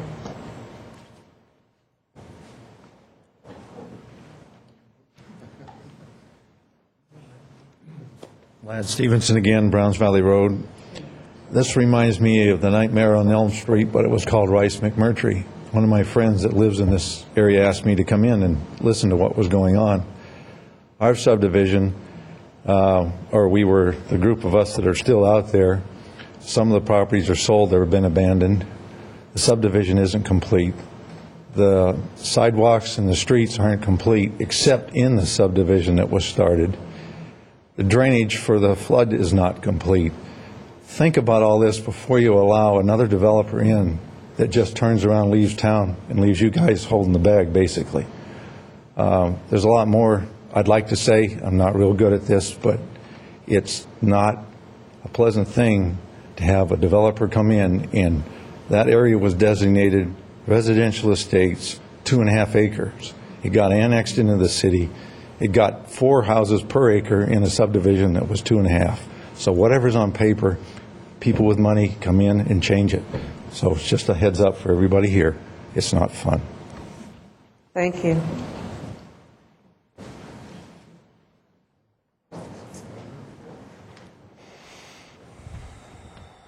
Hi, my name is Dennis Ferguson, and I live on Maple Road, my wife and daughter, and we have 3 acres. And I developed our 2 acres of the back pasture. It was just dry grass, and I developed it in a mixed clover and grass pasture and irrigated it with SID water. And one year we raised 2,000 pounds of lamb on that. And now we have 3 horses, and we just raised a few sheep for our own use. We were thinking about moving to Winters, and we discovered, as we were looking around for a similar place that we could have horses and that kind of stuff and some irrigated property, we couldn't find it. We looked at places that were $1 million, that were, rolling hills, dry grass, no irrigation. And so what we have is like a jewel. And you just can't find those kind of flat nice irrigatable pieces of property anymore. So that's another reason to keep it the way it is, rural residential. Thank you. Thank you.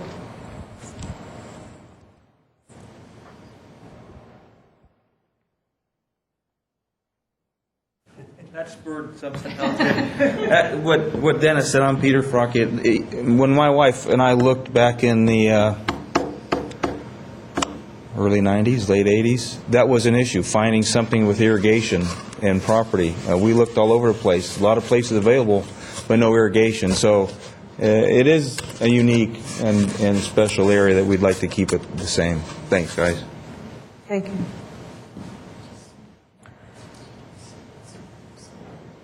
So has everybody had a chance to speak? Okay. So what's our next step here on this item? I would suggest if the committee has any discussion or comments, this would be the time to do that, or any questions of staff.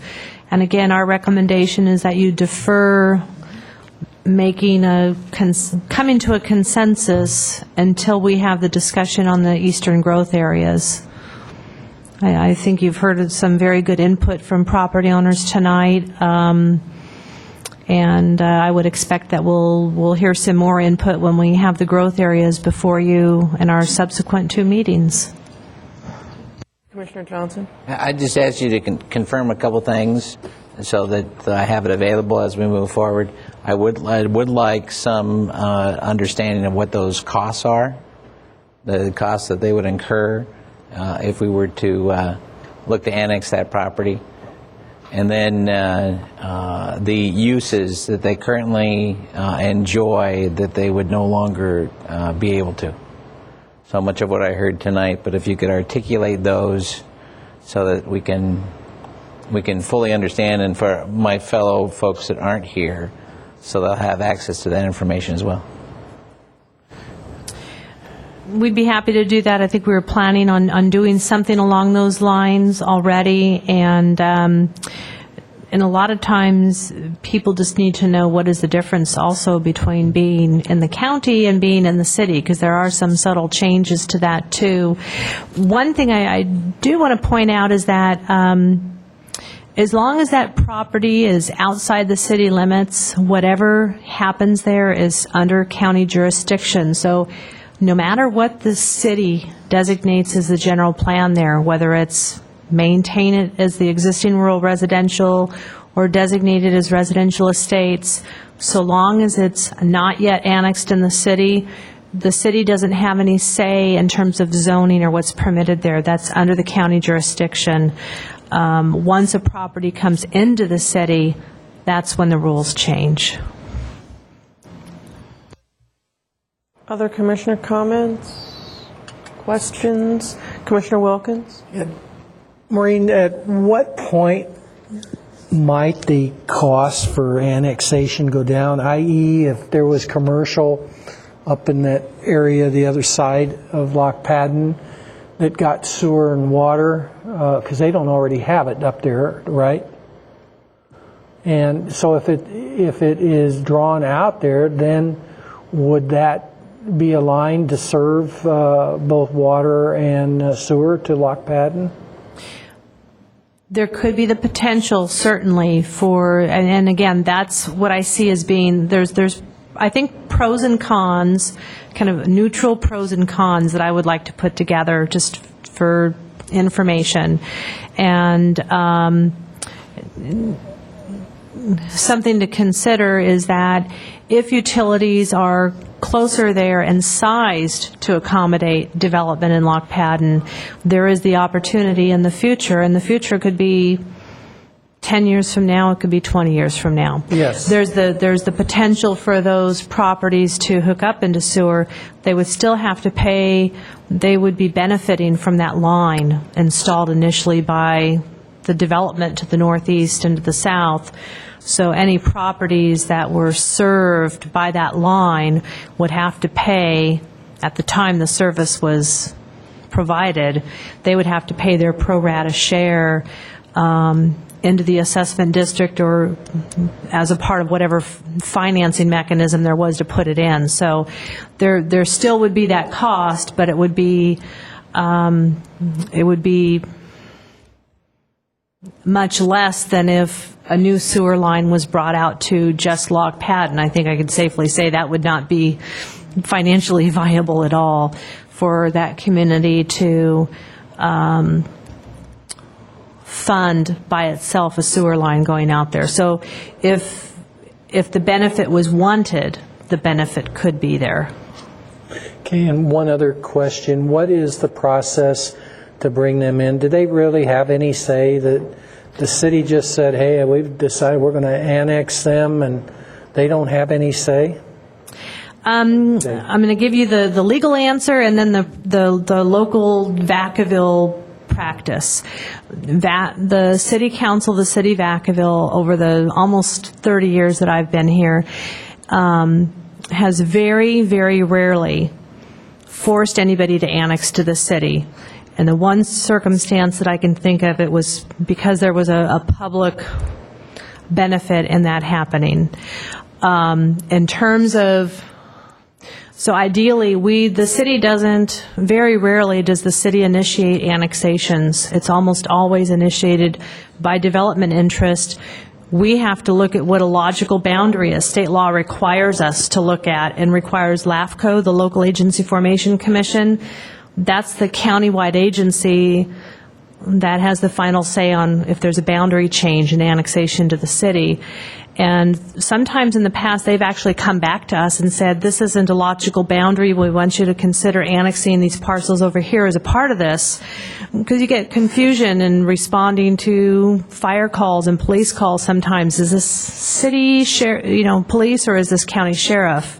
A lot of times there's confusion over that. Vine Street area is an example where the city limit is extremely irregular. So only in the case of where we would need to have a logical boundary, we would want to consider talking to someone about them coming into the city when they might not want to. At the end of the day, state law dictates the property owner's rights in terms of them being able to protest an annexation. And it's a very complicated formula, but if LAFCO has protests filed by property owners that own a majority of the assessed value of land within an annexation area, it has to go to a vote. So from a practical standpoint, there's a couple of checks and balances there. One, we don't like to force anybody to annex that doesn't want to come into the city. And second of all, state law does give property owners a right to protest, and in a way, majority rules, and they get to vote on it in the end. Hopefully that answered your question. You bet. Thank you.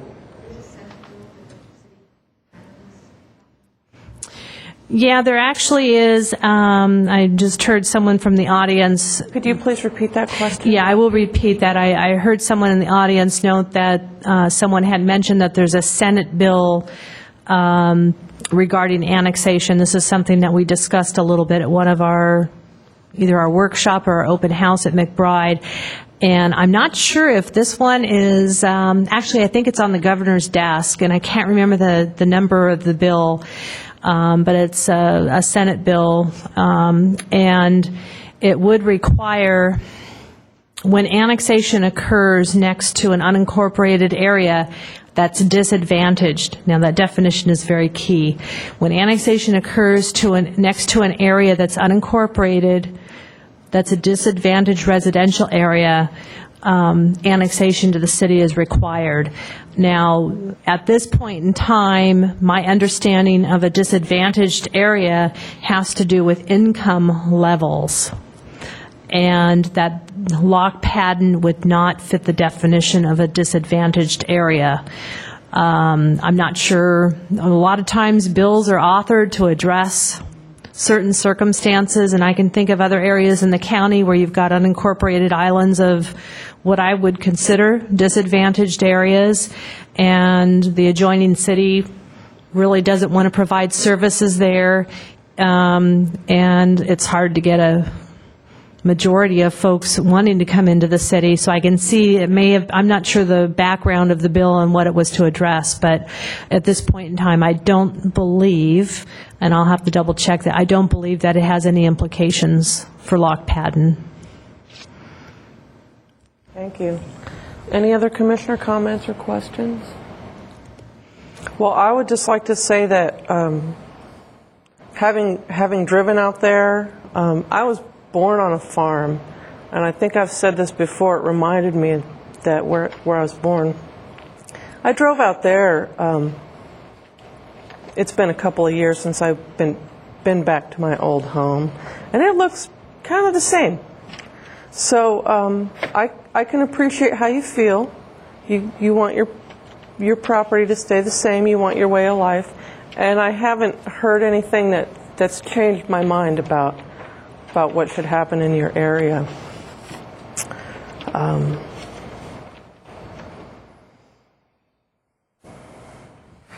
Then that's all I have to say about that.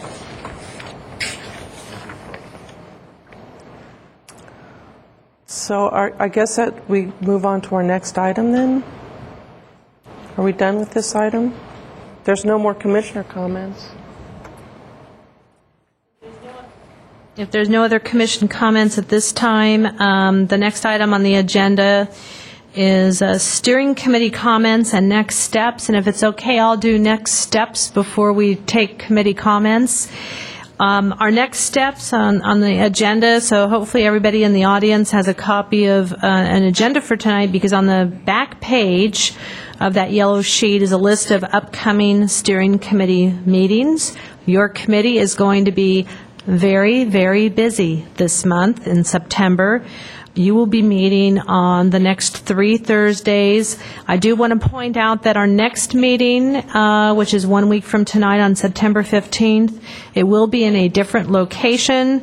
The Travis Credit Union has very graciously allowed us to use their wonderful meeting room facility there, where we will be having a joint workshop and meeting with the committee and those that attend the meeting. And the following 2 meetings will be back here in this room. Next week, we will begin discussing the workbook, the information in the workbook, and also begin talking about the growth areas. We have some items tonight on the agenda that you continued, 2 items, actually 3 items if we include the one we just discussed, Paranjapi, Gaspar, and Lock Padden. We also have some other what I'll call infill sites that we still have to discuss. So we will be trying to work the agendas for these next 3 meetings in a way that we can group things in a way that makes sense, that we can get through things. But we will be very busy, and at the end of the day, at the end of the month, the goal is to have the committee identify a preferred land use alternative that will be forwarded to the City Council. They're then going to go through a very similar process that you have had, reviewing your recommendations and either concurring with or modifying what you have put forward to them. That final preferred alternative is what's going to be analyzed in our environmental impact report. So, and that'll be prepared over the next several months and go through a very formal public hearing process with the draft general plan. So that's where we are in terms of next steps. Be happy to answer any questions before we move to committee comments. I don't see any lights up here. So I guess we'll take commissioner comments. Commissioner Wilkins? I really don't have any specific comments other than express my appreciation for seeing the turnout we got tonight. It's the first time we've had a turnout like this. We've held a number of meetings, and obviously when it's your property, your interests that are being impacted by what's being considered, you're going to hopefully show up and be counted.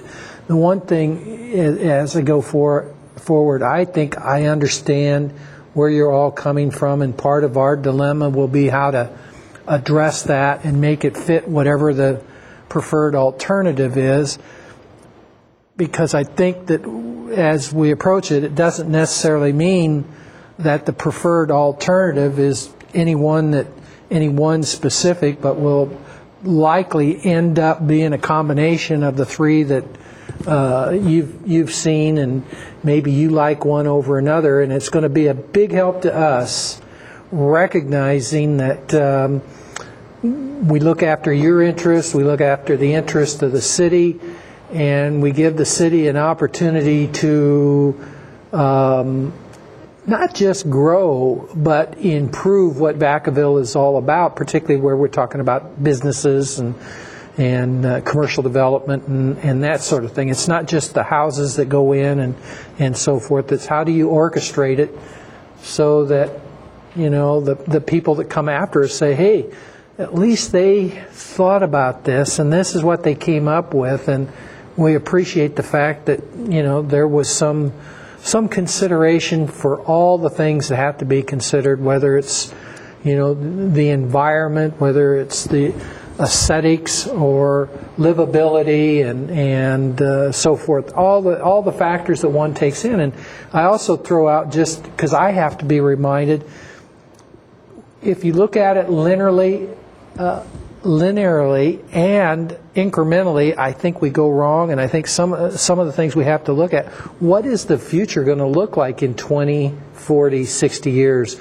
Are we still going to have the same type of mode of transportation, or is it going to change? Are there going to be things there that, you know, whether it's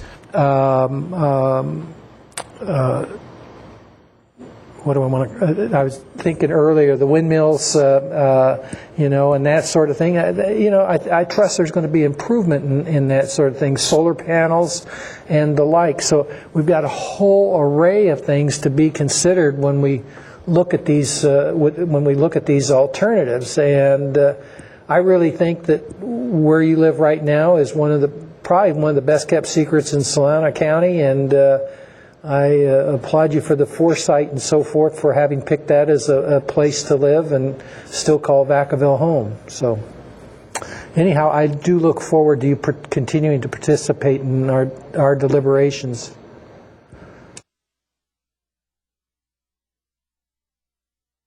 Commissioner Woolsey? Yeah, I had a couple comments. I was fortunate enough to attend one of the workshops and the open house, and was very happy to see the community interacting with staff and working towards the goal of getting the general plan organized and voicing your opinions on what you guys want to see happening in your community. That being said, one of the comments from one of the audience members was, you know, nothing's written in stone, and I think that's probably one of the most important things that we have to realize when we're dealing with the general plan. It's a plan that's general, you know, not really specific enough to answer some questions and concerns that all you people have, but general enough to keep your mind open to well, it's a 20-year picture of how we want to proceed, but things change, the state of the economy and other situations. So changes are going to occur before we reach that plateau of where we want to go. So I think that's an important aspect to remember too. So that's all I really had. Just reiterate the comments that Maureen and our vice chair made here, to be more respectful of your time, so that as we look down the agenda for some of these, if we do have an overwhelming group of folks that are on one item and it happens to be the last one, that we move it forward. Thank you for sticking it out. Well, I would just like to say that, kind of leading off of what Commissioner Wilkins said, we really have to strike a balance. And so while I appreciate where you folks live in your neighborhood, you're all property owners and you want to keep your way of life, there's property owners to your south and to your north that have a different vision for their property. So that's really our challenge, to try to strike that balance between your neighborhood and your properties and their properties. So don't hate us for what we talk about. We're trying to serve the city of Vacaville, all of Vacaville, and we include you in Vacaville, even though you're not in the city limits. You're part of Vacaville. So that's our challenge. Thank you for participating.